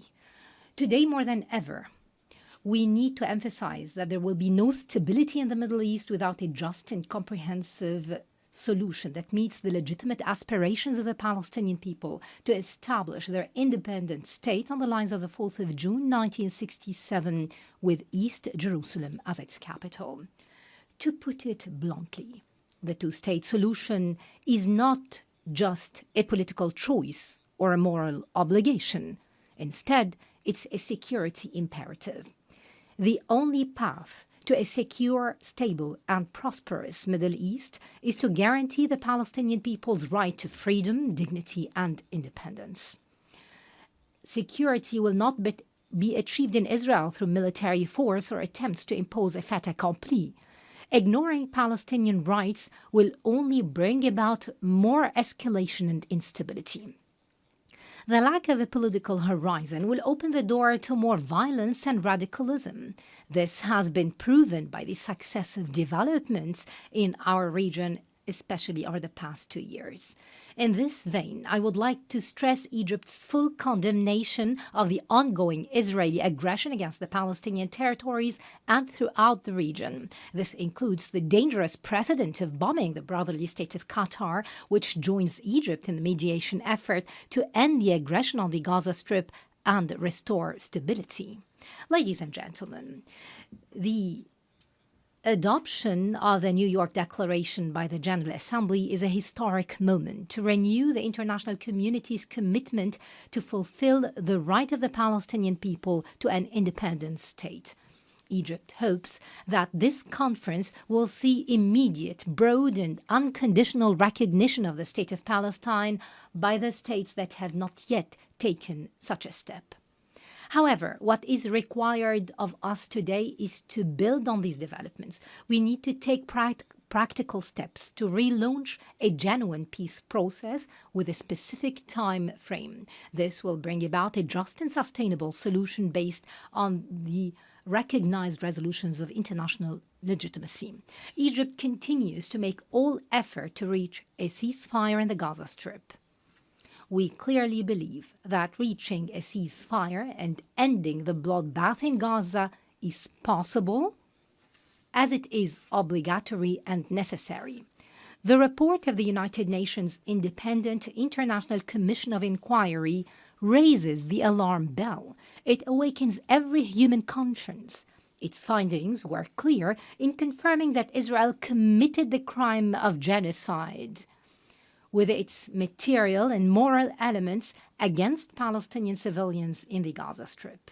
Ladies and gentlemen, I would like to stress that Egypt rejects any attempt at trying to displace the Palestinians or liquidating their cause. This amounts to the crime of ethnic cleansing. Thus, Egypt will, as soon as we reach a ceasefire, will host an international reconstruction conference in the Gaza Strip to mobilize the necessary funding for the Arab Islamic Reconstruction Plan in coordination with the government of Palestine. This will ensure that the Palestinian people will remain on their land, and it will help them overcome the huge losses caused by the aggression. I call upon all our partners in the international community to contribute to this reconstruction effort and early recovery as part and parcel of any serious move to make the two-state solution a reality. Ladies and gentlemen, we stand today in a pivotal moment. Either we establish a just and lasting peace that opens doors of hope for our peoples, or we leave the region hostage. The sound was cut off.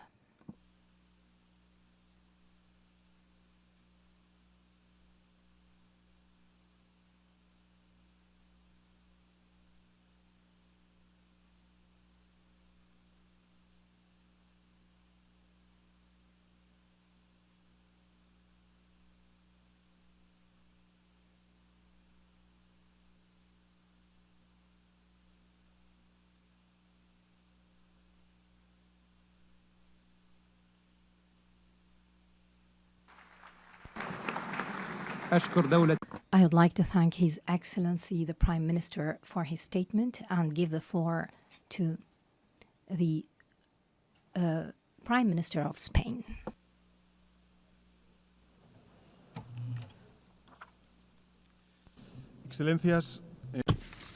Excellencies, whilst the recognition of a Palestinian state is urgent, it is all the more urgent that there exist a Palestinian people in the state that we're claiming to recognize, and regrettably the Palestinian people are being annihilated. For this reason, in the name of reason, in the name of international law, and in the name of human dignity, we have to stop this slaughter now. At this precise moment, bombs continue to fall indiscriminately on the civilian population in Gaza. Hunger is killing women, older persons, and children. Today, we take a crucial step forward in calling for a two-state solution at this conference. But let us be lucidly clear, there is no solution possible when the population of one of those two states is the victim of a genocide. We are all well aware that the only hope that civilians in Gaza have is that of knowing that the world does not forget them, and this conference nurtures that hope. It is an act of moral rebellion, an uprising against indifference and forgetfulness. Let us make this conference too a collective commitment to halting brutality and to paving the way for peace.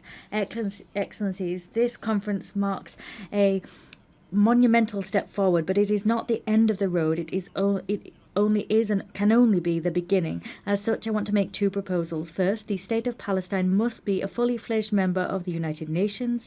As soon as possible, we must conclude the procedure to admit the State of Palestine to this organization on an equal footing with the rest of states herein. Secondly, we have to immediately adopt measures to halt the brutality and make peace possible. Spain, of course, will adopt a plan with measures to halt the genocide in Gaza. We will continue to take brave measures shoulder to shoulder with anyone who wishes to join us, because Gaza needs it. Excellencies, history will judge us, and its verdict will be brutal with those that perpetrated this slaughter and with those who remain silent or turned a blind eye. We need to take a step forward so that reason can prevail, for diplomacy, for the respect for international law, for IHL, for common sense, and the most basic values that we hold as humankind. Let us make the 22nd of September the day that we remember as the first major step forward. Today, more than ever before, we cannot be indifferent to injustice. Thank you.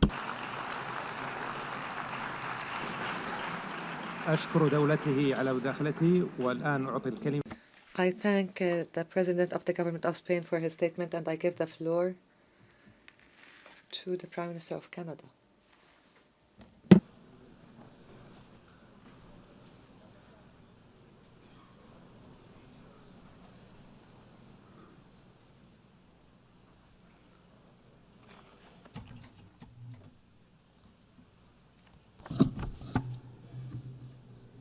Your Excellency, Monsieur le Président de la France, Your Excellency Prince Faisal bin Farhan Al Saud, Since 1947, it has been the policy of every Canadian government to support a two-state solution for lasting peace in the Middle East.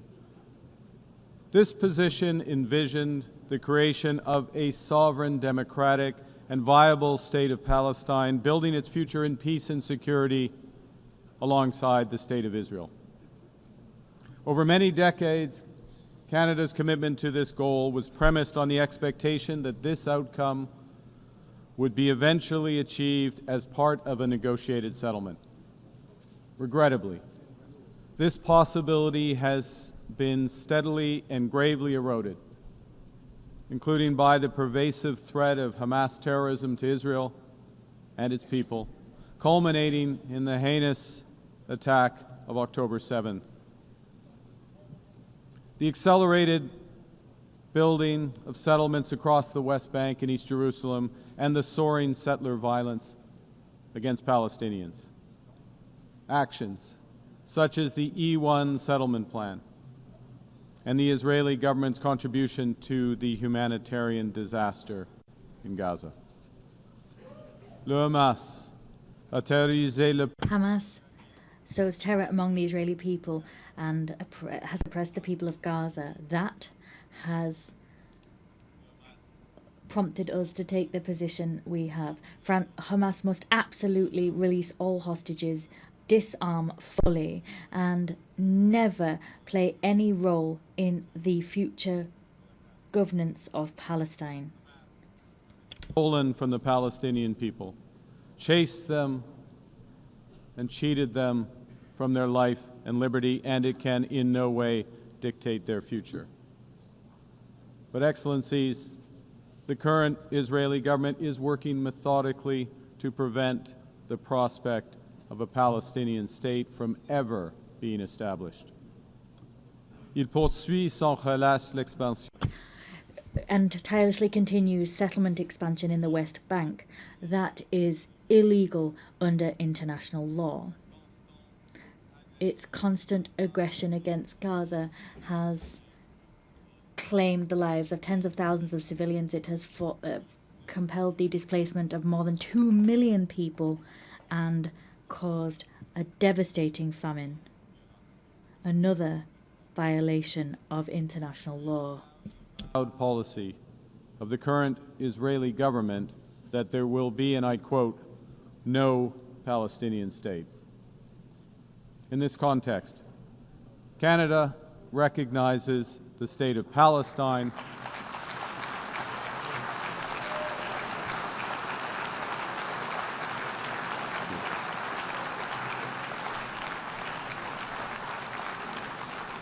and we offer our full partnership in building the promise of a peaceful future for both the state of Palestine and the state of Israel. Excellencies, Canada is under no illusions that this recognition is a panacea.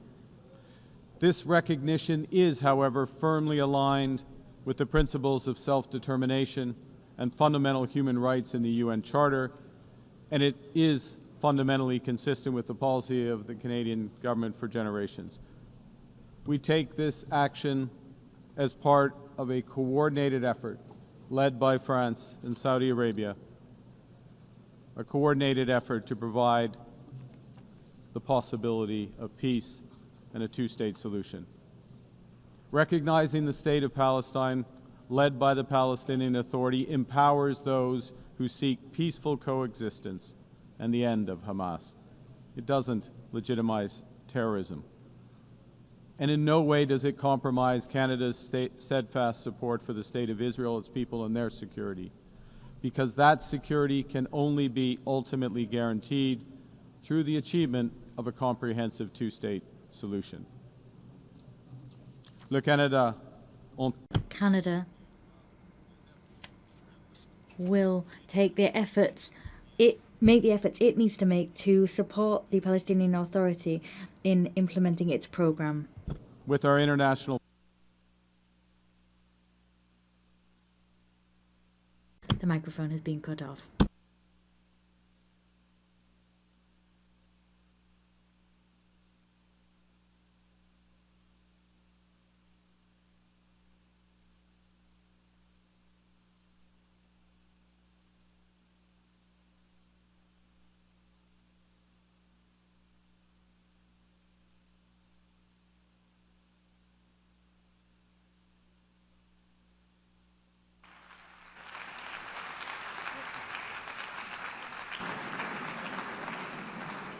I thank the Prime Minister of Canada for his statement. I give the floor to the Prime Minister of Ireland.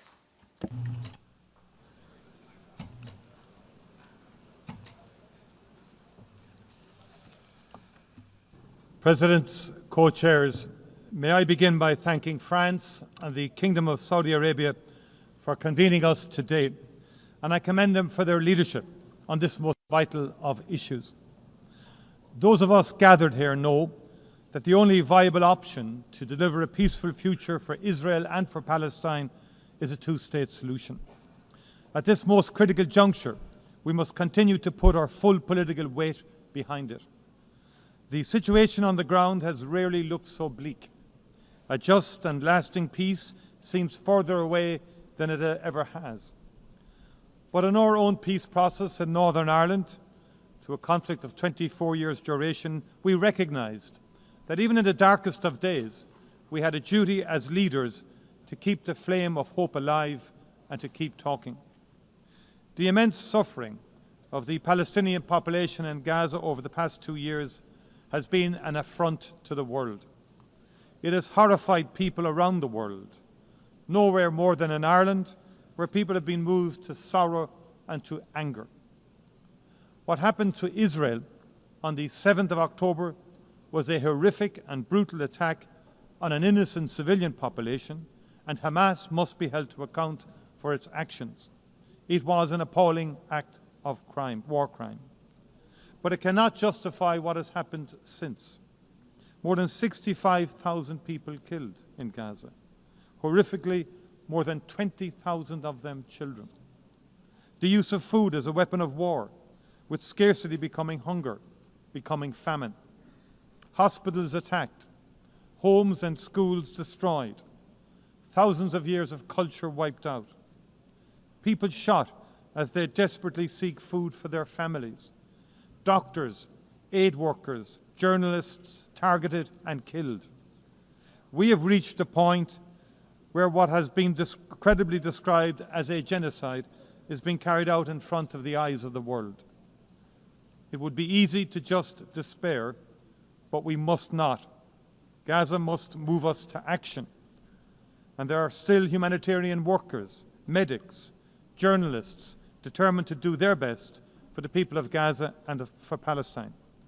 They are doing so with the most extraordinary courage and without regard to their own safety.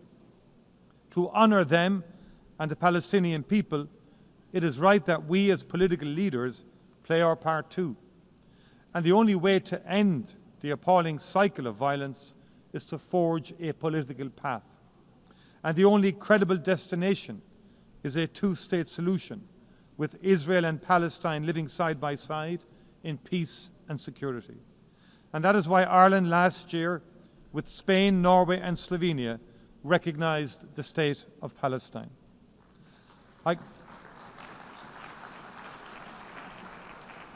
I commend those who have taken the decision to recognise the state of Palestine this week, and I strongly urge those who have yet to do so to give it serious consideration. We know that there are people, including in the Israeli government, who are working daily to make that outcome impossible. In addition to the destruction of Gaza, settlements are expanding every day, and illegal settlers in the West Bank are increasingly emboldened and militant. If we do not move now to protect the two-state solution, if we do not work to build a process through which it can be achieved, there may never be another opportunity. That must not be our legacy to future generations. Ireland is ready to play its part, and I look forward to our continuing steadfast cooperation. Thank you very much indeed.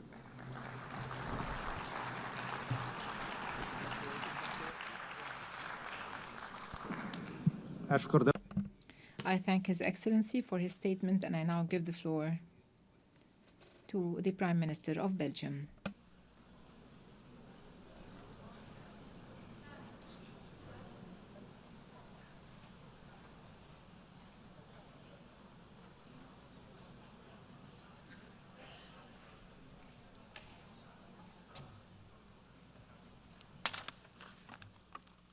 Dear Secretary General, dear Excellencies, ladies and gentlemen, Belgium has always defended the two-state solution and is today reaffirming once again this position by having joined the co-signatories of the New York Declaration. Only this solution will allow Israelis and Palestinians to live side by side in peace and security. To support this aspiration, since the Oslo agreements, Belgium has provided bilateral funding and technical assistance to the Palestinians for a total amount of around 600 million euros. We also remain committed to meeting the acute humanitarian needs in Gaza. We have recently airdropped over 190 tons of humanitarian supplies to address the most acute needs. The Belgian government has recently decided to add another 12.5 million euros to our humanitarian budget for Gaza, in addition to what has already been disbursed. Full and free access to Gaza for providing massive humanitarian aid is an urgent need, as the famine has been officially recognized by the United Nations. Ladies and gentlemen, the resumption of settlement activities in the West Bank, particularly the E1 project, the military occupation aimed at the full occupation of Gaza, as well as the indescribable humanitarian crisis, all raise fears today that, in the absence of an international response confirming the need to keep the prospect of a Palestinian state alive, peaceful and sustainable coexistence in two states may no longer be possible. The recent declarations of a number of Israeli ministers, including the Prime Minister himself, that no state of Palestine will ever exist, is an additional reason for reaffirming the right and the need of the Palestinians having their own state. Therefore, Belgium is giving out a strong political and diplomatic signal to the world today by joining the group of countries that announces the recognition of the State of Palestine in the margin of this high-level week of the United Nations General Assembly.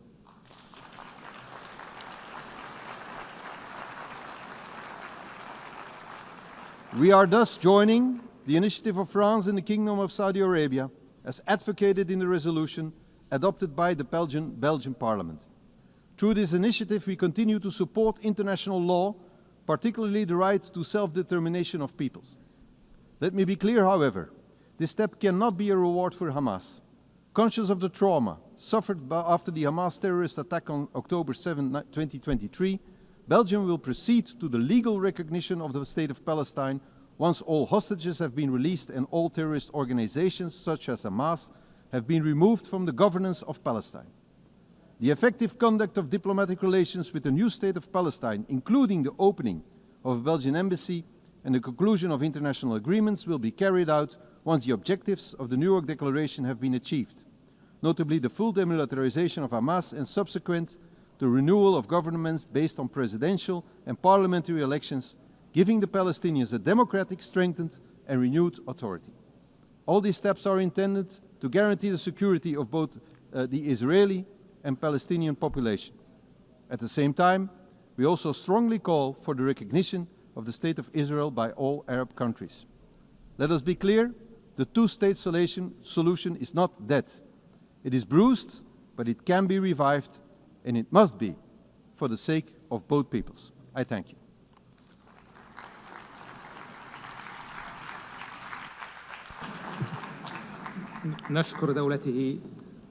We thank His Excellency, and I now give the floor to His Excellency Prime Minister of Norway.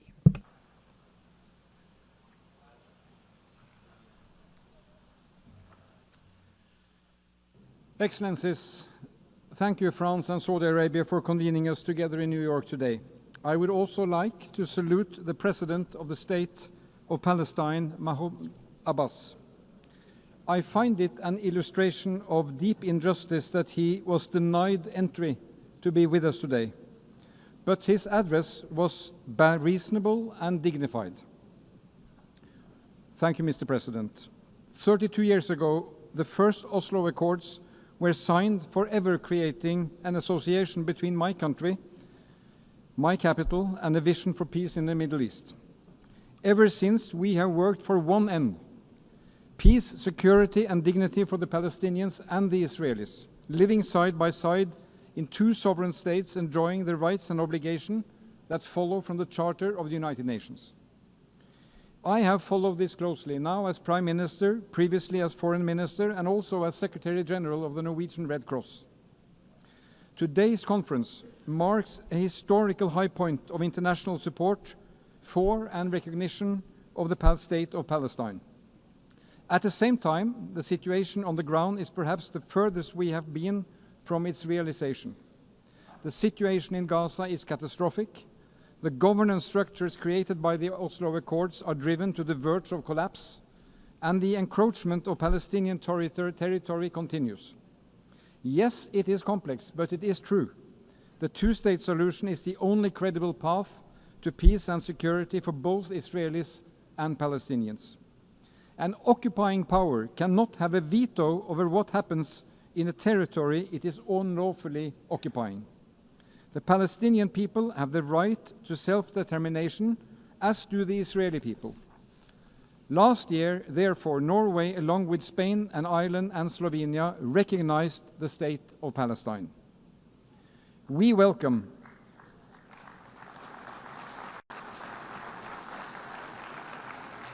the recognitions announced this week and last year and today. Merci, Monsieur le Président, pour la décision.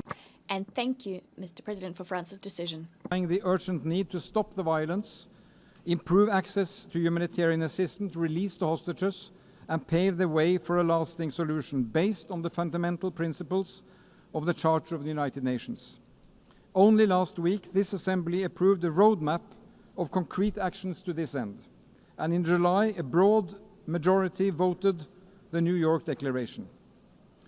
But friends, there will be no state of Palestine or a body to govern Gaza the day after without functioning Palestinian authorities.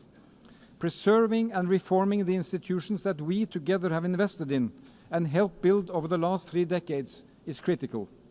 It is critical for the well-being of the Palestinian population and its desperate hour. And it is critical for peace and security also for Israel. The alternative is chaos or worse. It is the strongest rejection we can come up with of Hamas and terrorism to recognize a Palestinian state under the Charter of the United Nations. Norway will continue to support the Palestinian government, including through emergency funds we are mobilizing with other donors. And we continue to call on Israel to release the tax revenues owed to Palestine. These revenues are desperately needed to fund schools, hospitals, and the police. So, friends, this is a time to stand up and be counted. As defenders of human dignity and human rights, as defenders of a world with firm laws and rules, as defenders of peaceful resolutions. For 80 years, the UN has been a family of nations. The state of Palestine belongs to this family. Thank you.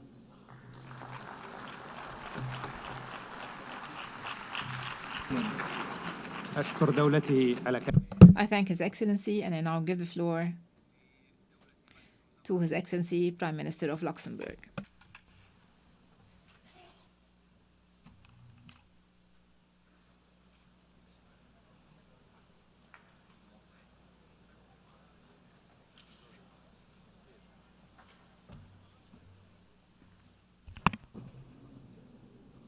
Monsieur le Président, Your Royal Highness, ladies and gentlemen, there are moments in history when the cause of peace demands both moral clarity and political courage. 8 years ago was such a moment. The founding of the United Nations was an act of courage, guided by a clear vision of a world based on universal values and principles of peace, freedom, and justice. Today, again, is such a moment in history. Luxembourg stands here today as a partner to all those who believe that diplomacy still matters, that it can make a difference. We want to remain true to their promise made 8 years ago. Luxembourg stands here today as a partner for peace. We remain convinced that a two-state solution remains the only viable way forward for a lasting peace. Our goal is a safe and secure state of Israel living side by side with a safe and secure state of Palestine. Rarely has the prospect of a two-state solution felt more distant than today, and yet never has the international will to achieve it been more unified. When doubts grow, we must face them with the certainty of hope. That is why I solemnly declare that as of today, Luxembourg formally recognizes the state of Palestine.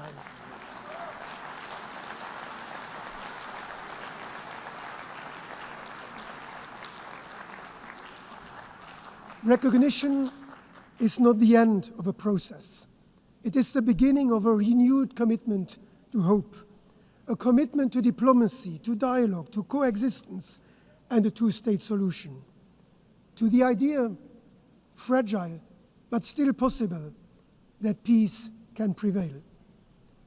We take this step fully aware of its great symbolic weight. It is our contribution to a political process, one that we hope will revive the prospect of a negotiated two-state solution, grounded in the legitimate aspirations of both Palestinians and Israelis. It is fully aligned with the principles that have guided Luxembourg's foreign policy since 1945. Respect for international law, the promotion of a rules-based order, and the values enshrined in the UN Charter. And let me be clear, this is not a decision against Israel or its people, a people with which my country shares strong historic ties, and whose right to live in peace and security we have been fully upholding since 1948. Luxembourg has been and will remain a friend of the people of Israel and Jews around the world. And with the same clarity, let me say that this is not a decision to reward violence or endorse any actor who undermines peace. Luxembourg condemns, in the strongest possible terms, the atrocities of October 7, and we call for the immediate and unconditional release of all hostages. And in line with the New York Declaration, we expect the Palestinian leadership to live up to the responsibilities of statehood. The road ahead will not be easy. We do not claim this recognition alone will change the course of the conflict, but we hope it will contribute to restoring momentum to the political horizon that has been lost. Peace is not simply declared. Real peace, lasting peace is built step by step, brick upon brick. Let this recognition be a message to grieving families, to hopeful children, and to all those who have not yet given up. Thank you.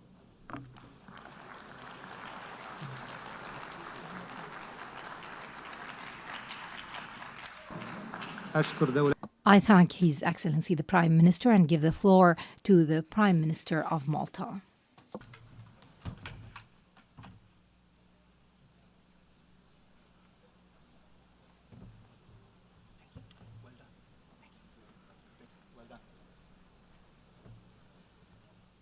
Excellencies, dear friends, let me begin by stating clearly and unequivocally that the Republic of Malta is proud to confirm our official recognition of Palestinian statehood.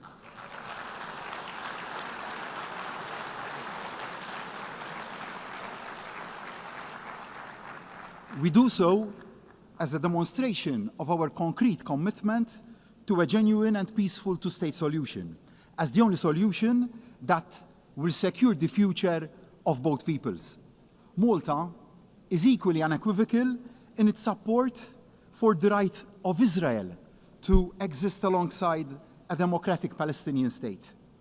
In making this commitment, I am acutely aware of how events have unfolded since the appalling Hamas attacks of October the 7th. They were the despicable work of a terrorist organization which must have no place in the emerging Palestinian state. Since then, Malta has been unwavering in calling for the unconditional release of all the remaining hostages. No ifs, no buts. The hostages must come home now. Malta adds once again its voice to those demanding an immediate and permanent ceasefire. The fighting must stop now. I am also aware of the opinion that recognizing the state of Palestine somehow amounts to a victory for Hamas. A two-state solution, however, is the worst possible outcome for Hamas. It is not what they want to see. They want to see Israel wiped off the map. Malta and our allies want to see Hamas wiped out. We must never forget that Hamas openly and violently opposed all the previous efforts at peace. If Palestinians can see a peaceful and realistic road to nationhood and self-determination, it fatally undermines the siren cries of Hamas. It offers the only hope that there is an alternative to conflict. I ask, what is the other alternative? What is the future that the hotheads on both sides envisage? A conflict without end? Israel under constant attack? A region mired in instability? That is an outcome nobody should want. Instead, with the right to recognition come huge responsibilities for the Palestinian leadership. There must be absolute adherence from the outset to non-violence, and mutual recognition. Hamas must have no role in any shape or form in the future government of Palestine. Malta supports the Palestinians' authority, one state, one government, one law, one gun approach, and the need for urgent, free, and fair elections. Equally, there are urgent responsibilities for the Israeli government. The attacks on civilians and infrastructure must stop immediately. The illegal settler encroachment and accompanying violence in the West Bank must also stop immediately. And unhindered aid under genuine international auspices must be allowed to flow immediately. Starvation is being suffered in Gaza, and the deaths of hungry civilians trying to access the pitiful trickle of food aid being allowed in cannot be allowed to go on. I am not ashamed to admit that I cried after recently visiting the young children we brought over to Malta from Gaza to give them the best medical care our island has to offer and the required prosthesis. These innocent children have had their limbs and the best part of their life stolen away from them. They have also lost their parents, and they have been caused irreparable harm. But we will not allow their hope for a better future to be stolen away from them. And we will protect them. Ibrahim, I promised you that, and we will stick to our word. What is happening is morally and legally very wrong, and we have a duty on all of us to act. We know that the path to a functioning, free, and fair two-state solution is a long and also hard one. We know the dangers that lie along that path, but we also know the greater dangers that arise from saying nothing can be done, that the dream has died. We cannot, and we will not remain silent or complacent. The depth of the current tragedy must be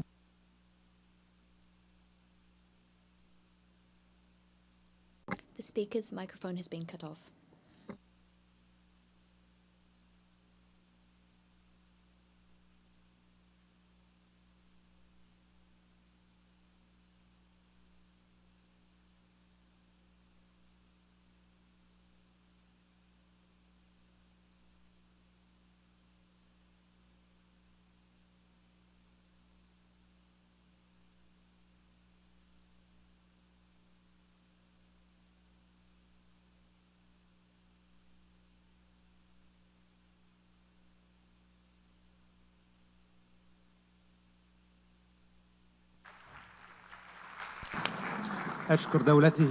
I thank His Excellency for the statement, and I give the floor to the representative of the EU.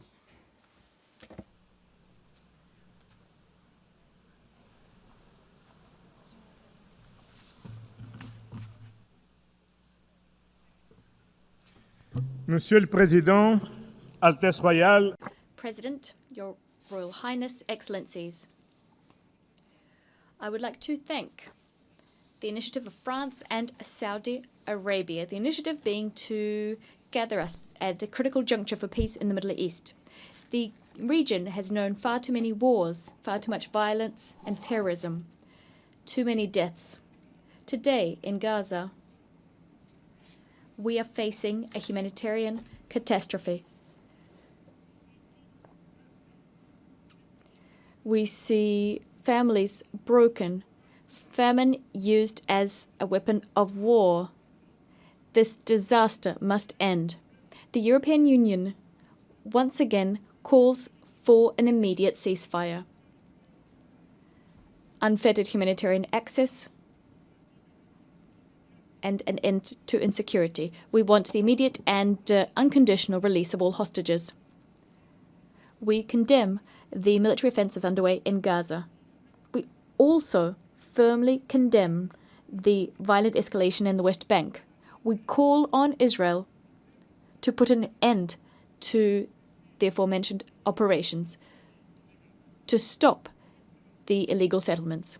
Excellencies, today, thanks to the impetus provided by this conference, the State of Palestine has been recognized by the majority of EU member states.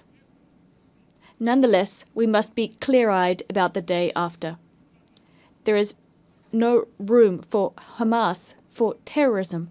There is no room for illegal settlements. There's no room for deaths of innocent civilians. Nowhere. Neither in Gaza, nor in the West Bank, nor in East Jerusalem, nor in Israel. There's only one way forward, and that's the two-state solution.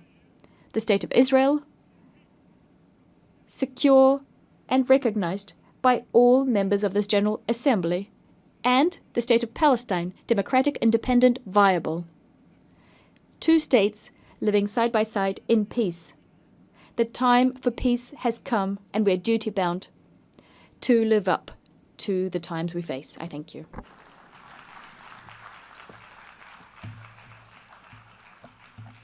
Monsieur le Président, President, ladies and gentlemen, when the night is darkest, we must hold fast to our compass.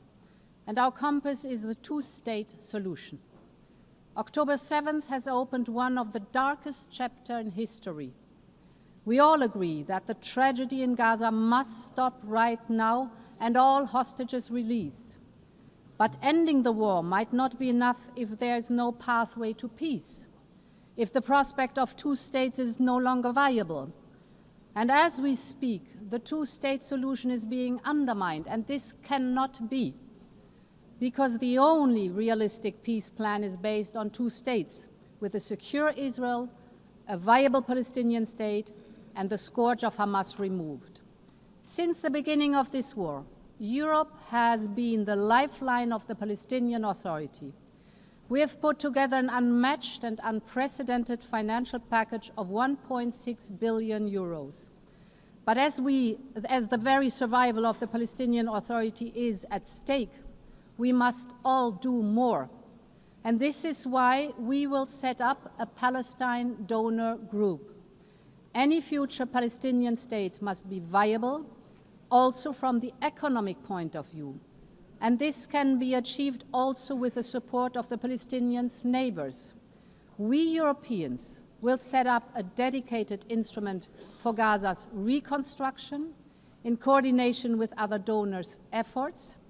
Gaza must be rebuilt, the Palestinian economy must be relaunched, and I invite all of you to join in the effort to make this happen. Of course, in the end, only the Israelis and the Palestinians can agree on the way forward. But the international community has so much to contribute. We can facilitate, we can rebuild, but most importantly, we can keep hope alive. Thank you very much.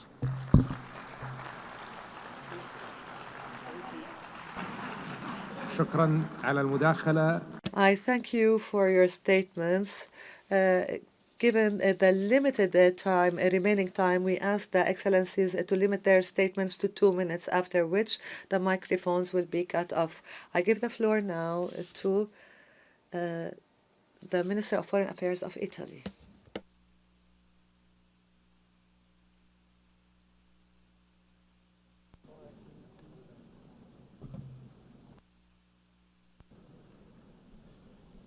President Macron, Minister Faisal, this conference takes place at a crucial time. The humanitarian situation in Gaza is catastrophic. Our position is clear. Italy is against the occupation of Gaza Strip and against any idea of displacement of its population. Italy condemns also the recent attack against Doha, but we encourage Doha to continue in the crucial effort to mediate together with Egypt and the United States to reach a ceasefire. We deplore the decision of the Israel government to expand settlements in the West Bank.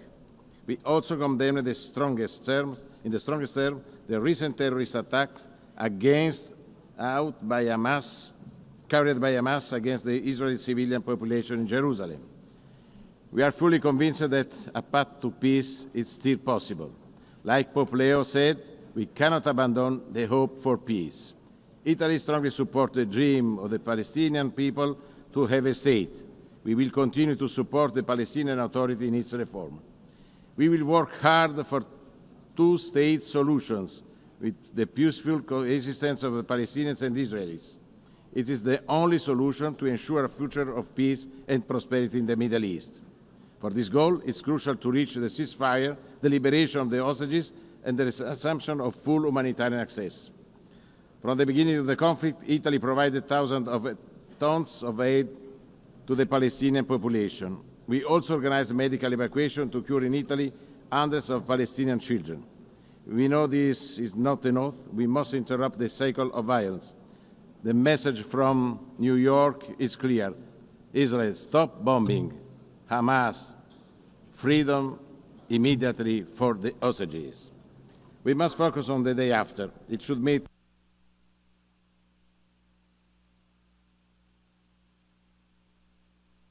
The microphone has been cut off.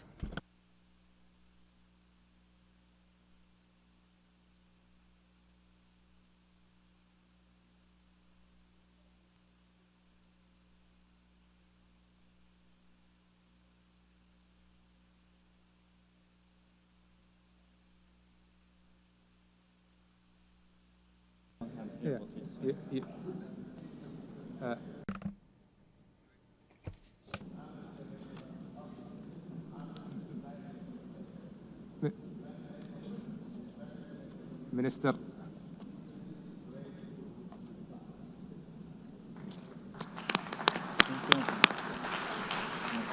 I thank His Excellency. وأعطي الكلمة الآن إلى معالي وزير. I now give the floor to His Excellency Foreign Minister of Algeria.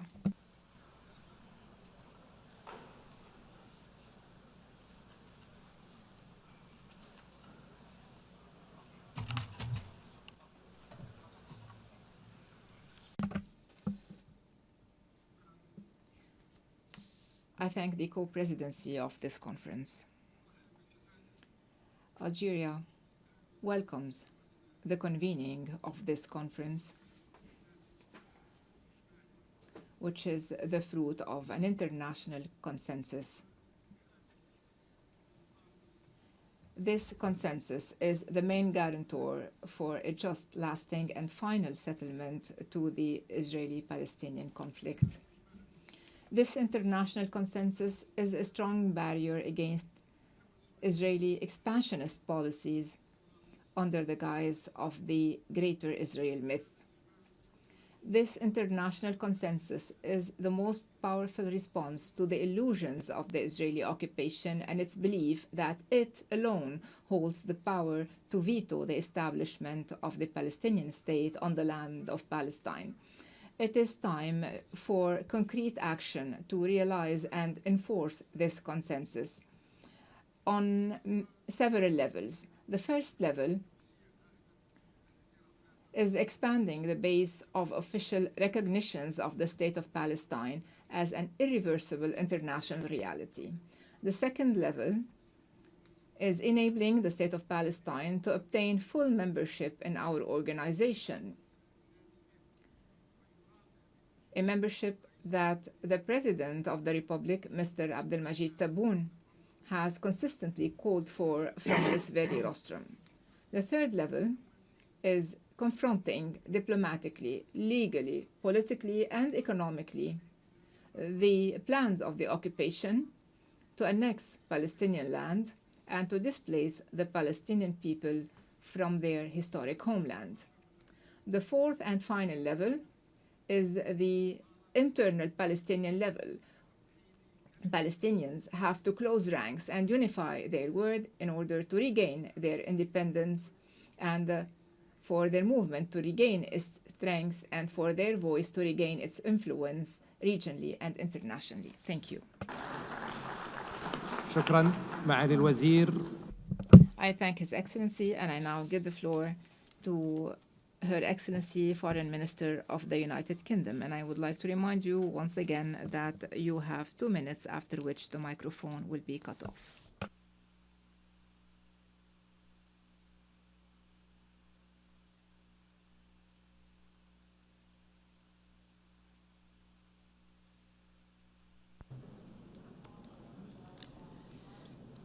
Thank you, Chair. Thank you, Your Excellencies, President Macron and Prince Faisal. I stand before you today beneath the emblem of the United Nations to confirm the historic decision of the British government to recognise the State of Palestine.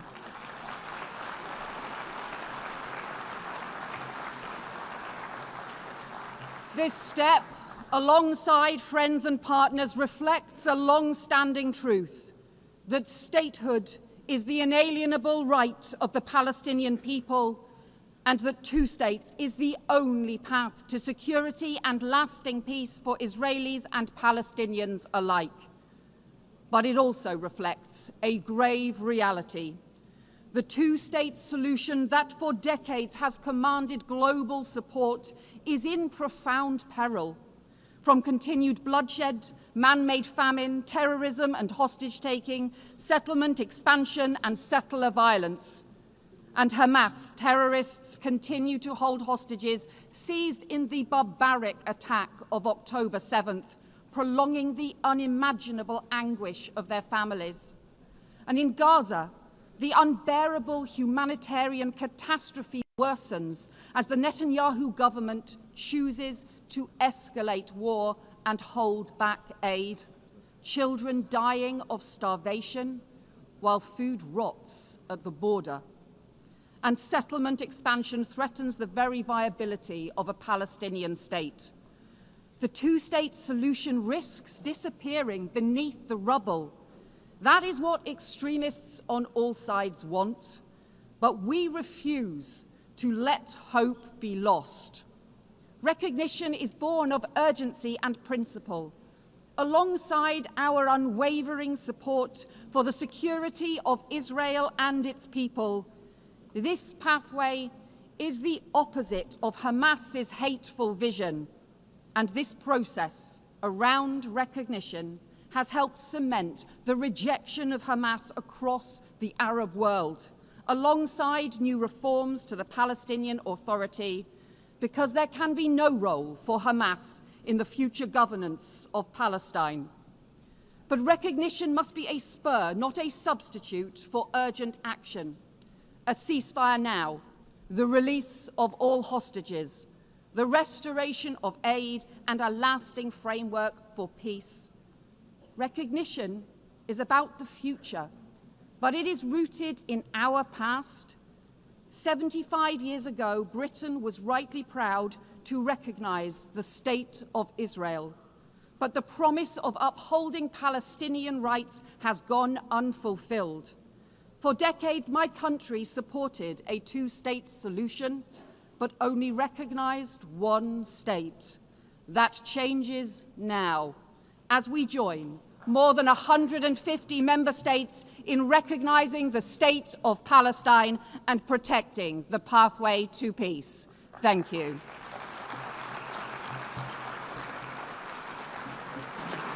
Thank you, Yvette. أشكر معالي. I thank Her Excellency, and I give the floor to the Foreign Minister of Mexico.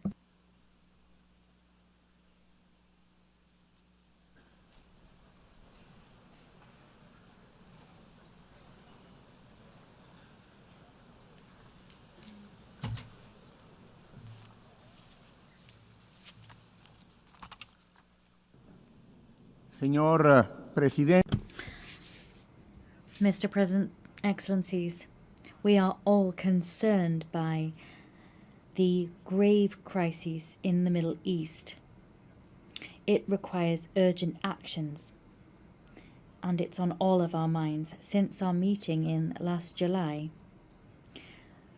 we have seen confirmation of a famine in Gaza, and the Independent International Commission of Inquiry on the occupied Palestinian territory has concluded that genocide has been committed in the Gaza Strip. There is an urgent need for collective actions which put an end to this heart-rending war. We need to see a just, peaceful and lasting arrangement based on the effective implementation of the two-state solutions. This should allow a safe and prosperous future for all countries in the region. The support for the New York Declaration issued by the General Assembly should lead to the establishment of political and security frameworks able to halt the humanitarian crises. We must begin reconstruction and recovery work and guarantee the long-term security of both states. Mexico recognizes these steps taken by all mediating countries to immediately achieve a definitive ceasefire and the release of all hostages.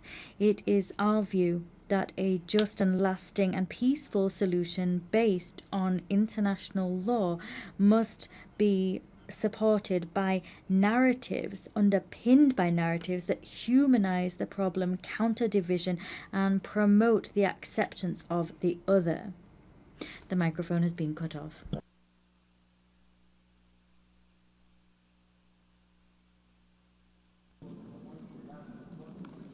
Your Excellency,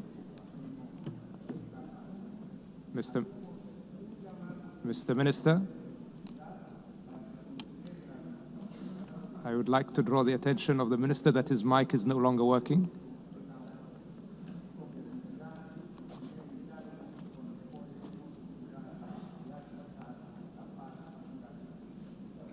Yes. Thank you, Excellency. والآن أعطي الكلمة. And I give the floor to His Excellency, the Foreign Minister of Japan.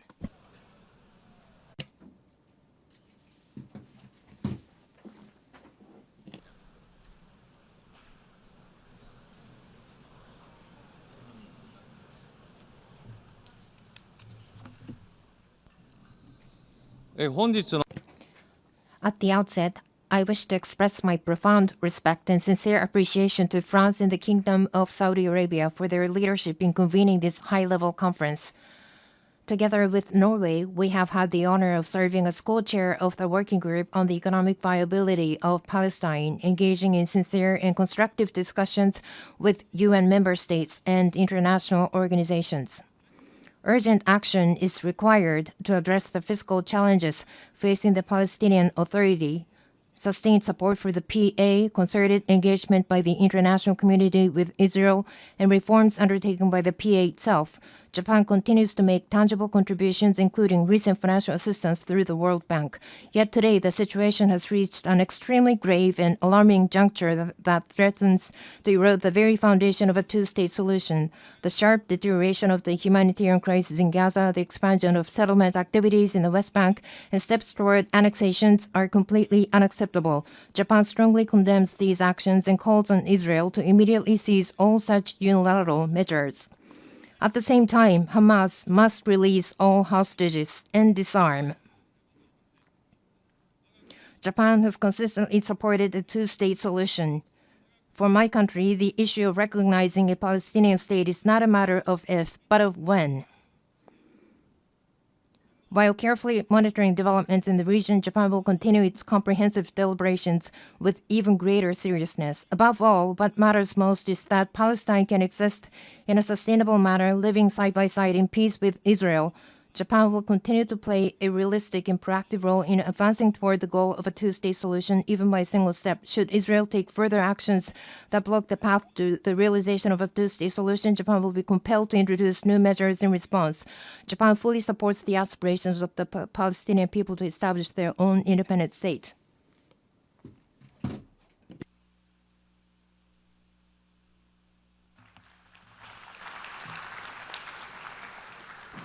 I would like to thank His Excellency and give the floor to His Excellency, the Foreign Minister of Andorra.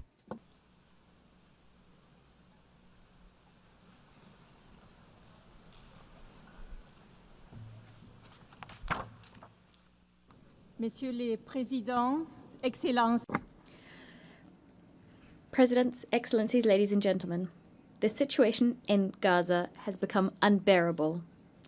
Civilian victims, mostly women and children, run into the tens of thousands. Humanitarian access has been seriously hindered. Hunger is a weapon of war.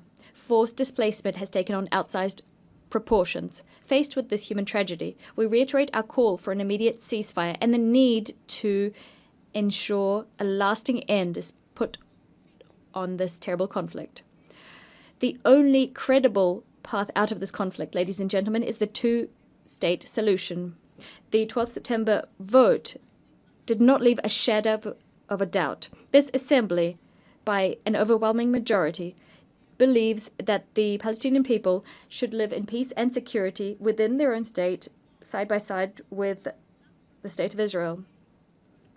With this widely shared assessment in mind, the government of Andorra approved the recognition of Palestine. We will continue to forcefully call for the release of all hostages, for the disarmament of Hamas, the perpetrators of the atrocious 7th of October 2023 attacks, and for the advent of a Palestinian state that's been demilitarized and that exists under the reformed authority of a government that excludes Hamas. When the conditions are in place and if we can guarantee the full regional integration of Israel, this recognition will take its effect. With this recognition of Palestine, our country, which is proud of its over 7 centuries of uninterrupted peace and remains committed to neutrality, multilateralism. The speaker's microphone has been cut off.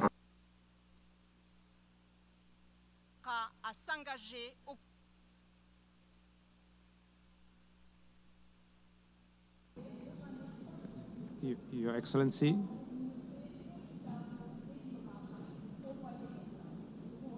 Okay, bravo.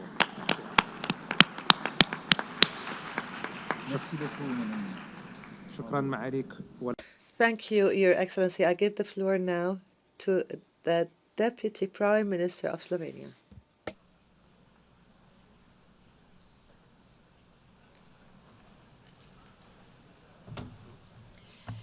Your Excellencies, I would like to thank France and Saudi Arabia. A mutually agreed and sustainable two-state solution is the only viable path forward for peace in the Middle East. This cannot exist without a legitimate and capable Palestinian Authority, which requires reforms but also international support. We cannot allow the region to revert to an ineffective state that leaves a vacuum. It is for these reasons I signed a memorandum of understanding with Palestine last month. The horrifying images of starving children in Gaza are the outcome of deliberate choices. This is a man-made catastrophe. Gaza is enduring what international law defines as genocide. This demands clarity of words and urgency of action.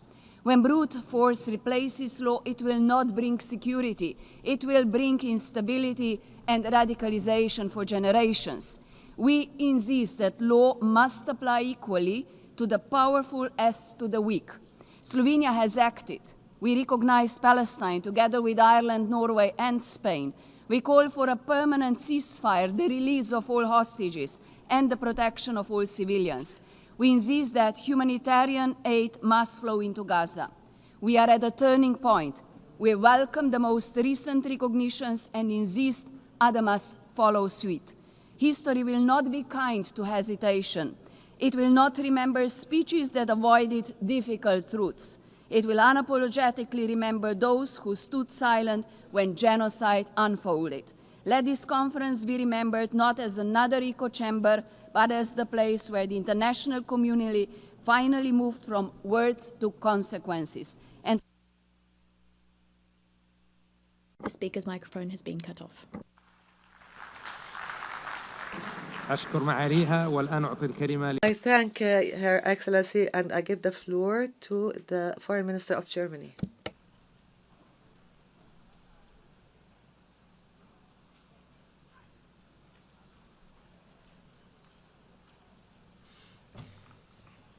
Excellencies, ladies and gentlemen, across Gaza, people are living through hell on earth. Tens of thousands of people have died. Hundreds of thousands are starving. Colleagues, the horrendous terrorist attacks of October 7 and the most brutal war that followed have made it very clear. This decades-old conflict cannot be solved by terror, destruction, and death. It can neither be won nor managed. It needs to be resolved.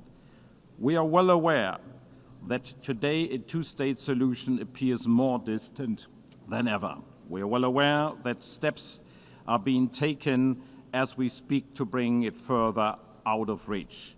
We are meeting today because we are convinced there can be a better future. An independent, democratic and viable Palestinian state existing side by side and in peace and in security with Israel. A negotiated two-state solution in accordance with international law, one to which no convincing alternative has been presented so far. Colleagues, to bring that future closer, Germany is guided by three principles. First, we do not and will not recognize any changes to the 1967 borders unless agreed upon both parties. Second, we consider Israeli settlements in the occupied territories unlawful and a serious obstacle to peace. And third, we respect the IGC's advisory opinion of 19th July 2024 and act in line with its stipulations. My country will always be deeply committed to Israel's existence, which is still being questioned by some. My country will always be committed to Israel's long-term security.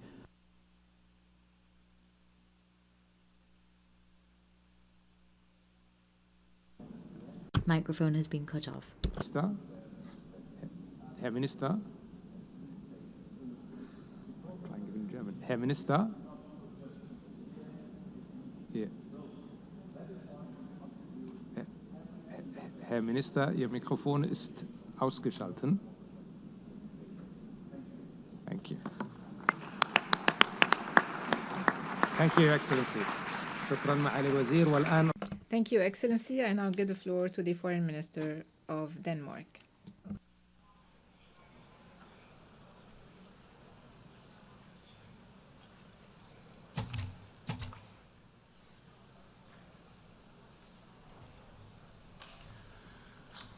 Thank you, President Macron and Prince Faisal bin Farhan, for your unwavering effort to push for momentum towards the two-state solution. Denmark has endorsed the New York Declaration and remained deeply committed to build on that momentum. Almost 2 years has passed since Hamas' appalling terrorist attack, and ever since Denmark has repeatedly condemned the attack, and we continue to insist on the immediate and safe release of every hostage. In the meanwhile, the war in Gaza has created a humanitarian catastrophe of unbearable scale, and Israel is expanding its military offensive. This needs to stop now. Israel needs to change course now. As an elected member of the Security Council, Denmark actively pushes for solutions, urging for an immediate ceasefire, release of hostages, unhindered humanitarian access. Today, the two-state solution is challenged by the war in Gaza, by Israel's direct opposition, expanding of illegal settlements, and threats to annex Gaza and the West Bank. This is why I say today, the keys to recognition of the Palestine state should no longer lie in the hands of the Israeli government. The Palestinians themselves must be able to fulfill the conditions for the creation of a viable Palestinian state. The key must be in their hands. The Palestinians must become masters of their own destiny. Therefore, Denmark stands ready to recognize Palestine as a state when certain conditions are met. The Israeli hostages are released, when Hamas are disarmed and no longer plays a role in Gaza, when there has been further progress on the PA's reform agenda, and when it is certain, and when there is certainty that a future Palestinian state will be demilitarized. In that spirit, we welcome the strong commitment by President Abbas regarding democratic reform and condemnation of Hamas, confirming that they can have no role in Gaza. Denmark has been at the forefront pushing for The microphone has been cut off.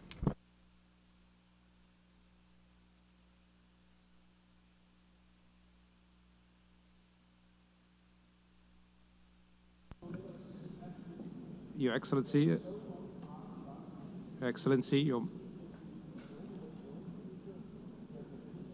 Your Excellency. Thank you, Your Excellency. Thank you, Your Excellency, and I give the floor to His Excellency, the Foreign Minister of the Netherlands.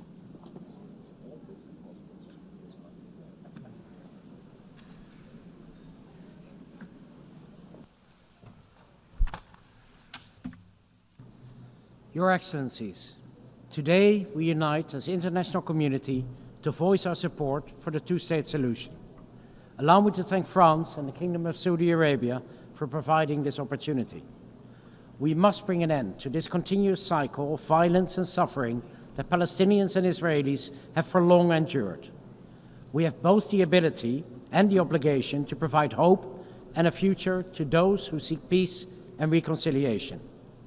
The horrendous war in Gaza must end now, and the worrying tide in the West Bank must be turned. With this in mind, we put our signature under the New York Declaration. And with this in mind, we have taken and will take steps to preserve the two-state solution and alleviate the immense suffering of the people of Gaza. A full course correction is needed, and the steps the Netherlands takes at the national and European level should force Israel to change its course. A legitimate and democratic Palestinian Authority with full control of the Palestinian territories is critical for achieving a viable Palestinian state. Hamas can have no role in future governance, must release all hostages and lay down its arms, and any future solution must guarantee the security of Israel, as we remain fully aware of the intention of Hamas and its likes. The Netherlands will recognize a Palestinian state at a later stage as part of a political process that should commence now. In the meanwhile, we actively contribute, for example, through hosting the Global Alliance or through the Ad Hoc Liaison Committee, and all of the areas identified in the annex of the New York Declaration currently count on Dutch support.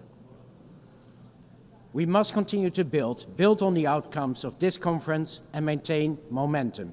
An independent Palestinian state alongside a secure Israel. The speaker's microphone has been cut off. Thank you, Your Excellency. I now give the floor to His Excellency, Minister of State of Qatar.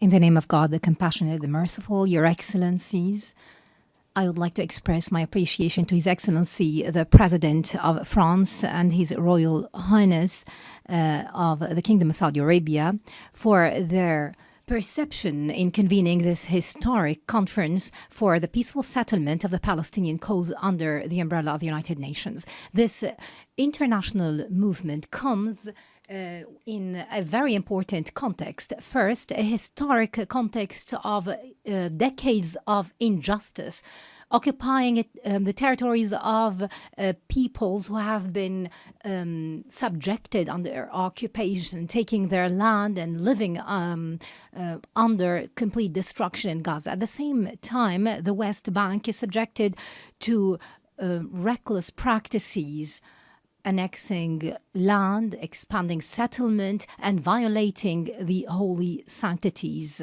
This is a dangerous threat to international peace and security and to the Middle East. This Israeli escalatory aggression came as a threat to so many countries in the region, including my country.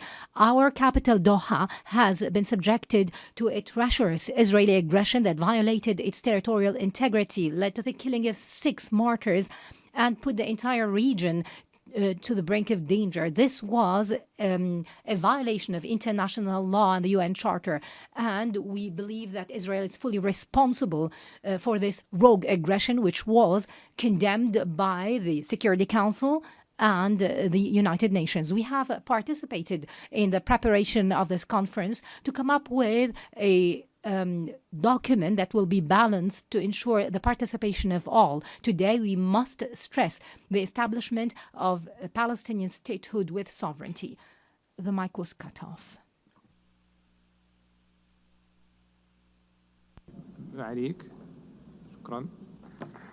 Thank you, Your Excellency.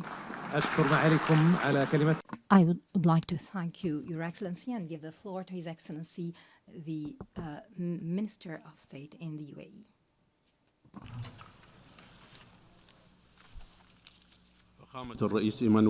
Your Excellency, President Emmanuel Macron,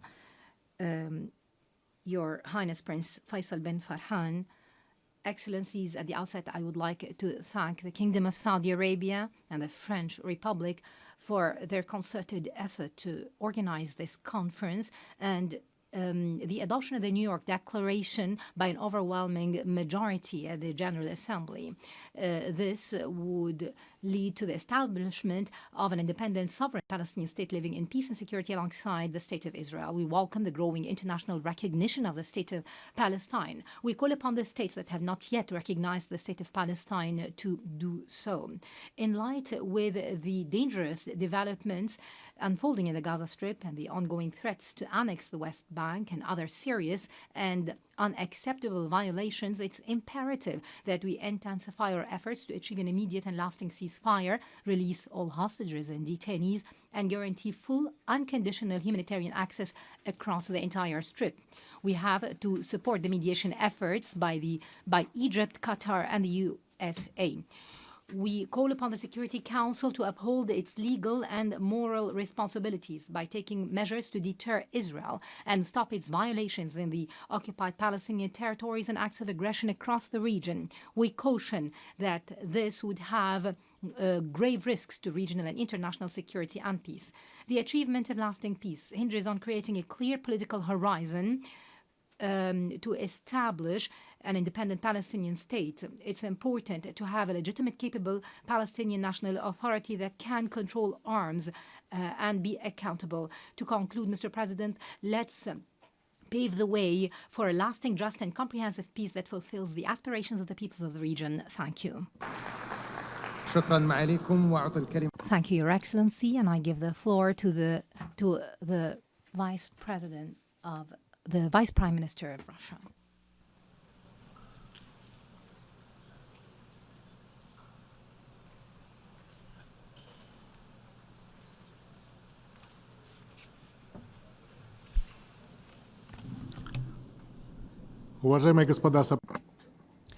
Distinguished co-chairs, ladies and gentlemen, what's happening in the Middle East has exceeded all thinkable and unthinkable limits over the last 3 years.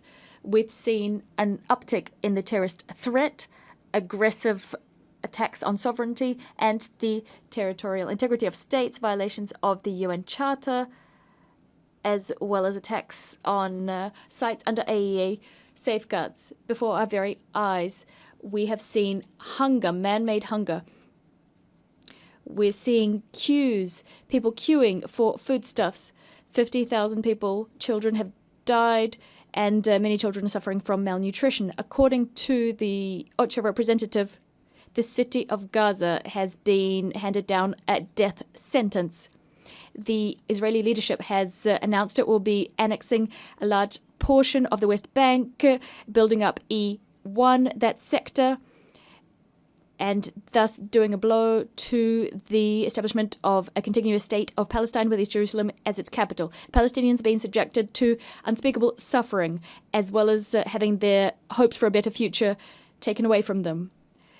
And this at a time when we commemorate the 80th anniversary of the end of World War II and the establishment of the UN. Many states promised the recognition of Palestine some time ago, and today they made good on that promise. They did this 80 years after the adoption of a key decision, Resolution 181 of the UNGA, with the partition plan of former Mandate Palestine into two states. I'd like to remind you that Russia, much like the overwhelming majority of the world's states, 149 states, long ago recognized the legitimate rights of Palestinians to return to their own state. And we did this without waiting for this current human tragedy. The speaker's microphone has been cut off.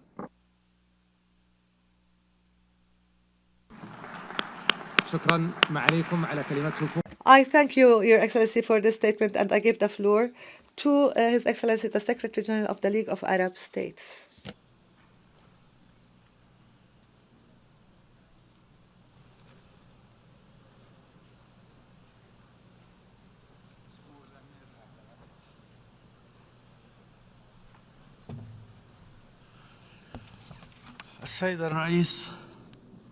Your Excellency, we face an extraordinary moment by all standards and means, while the Israeli occupation is seeking now to bury the project of the Palestinian state on the streets of Gaza. We see the representatives of the overwhelming majority of the countries of the world and at highest levels to save this project. We are here today not to save the Palestinian state only, but to also save some of our common humanity. I would like to remind everyone that the State of Israel was established through a UN resolution, and the the states recognizing Israel had the biggest impact on the fact that it was established and given legitimacy. The UN resolutions stipulated the establishment of Palestinian state to be established alongside Israel, but this state did not see the light of day for several reasons. We have a duty, this important duty, to make this conference a major milestone on a path that is important and a road that is irreversible towards implementing the two-state solution, and for the states to recognize the Palestinian state today. They should also have the duty of protecting Palestinians against systematic killing and the Palestinians against punitive measures that undermine future opportunities and bring us backwards. Thank you, Mr. President. I thank you, Your Excellency, for this statement. This would be our last speaker for this afternoon. The fifth plenary meeting is hereby resumed. I now invite my fellow co-chair to make his statements. Vous remercier, chef d'État et de gouvernement. I wish to thank you, heads of state and government, ministers, foreign affairs and official representatives for having participated in this historic conference on the margins of the UN General Assembly. The conference has allowed us to take note of the significant progress that has been made since the conference last July. And we must not and we will not stop here. This collective effort is vital and must continue in the next few weeks if we are to rise to the major challenge of transforming a hopeless ongoing war into a reality of peace and security, which stands the test of time. Time is marching on, given the extremely grave nature of the situation and the collective suffering of civilians. The dynamic we've ushered in today must be followed by rigorous work on Palestine's tomorrow. The Palestinian Authority must be reformed. There must be the laying down of arms, Hamas excluded from government, and other things. This will, if we move forward in this way, there will be able to be a sovereign, independent Palestine state alongside Israel, guaranteeing everyone's security. As we chart this course, our only adversaries are extremism and hatred. Let us give them no ground whatsoever. Ours is the duty to stop Israeli and Palestinians from getting bogged down in an infinite spiral of violence. As the President of the Republic said, time has come for peace. Thank you.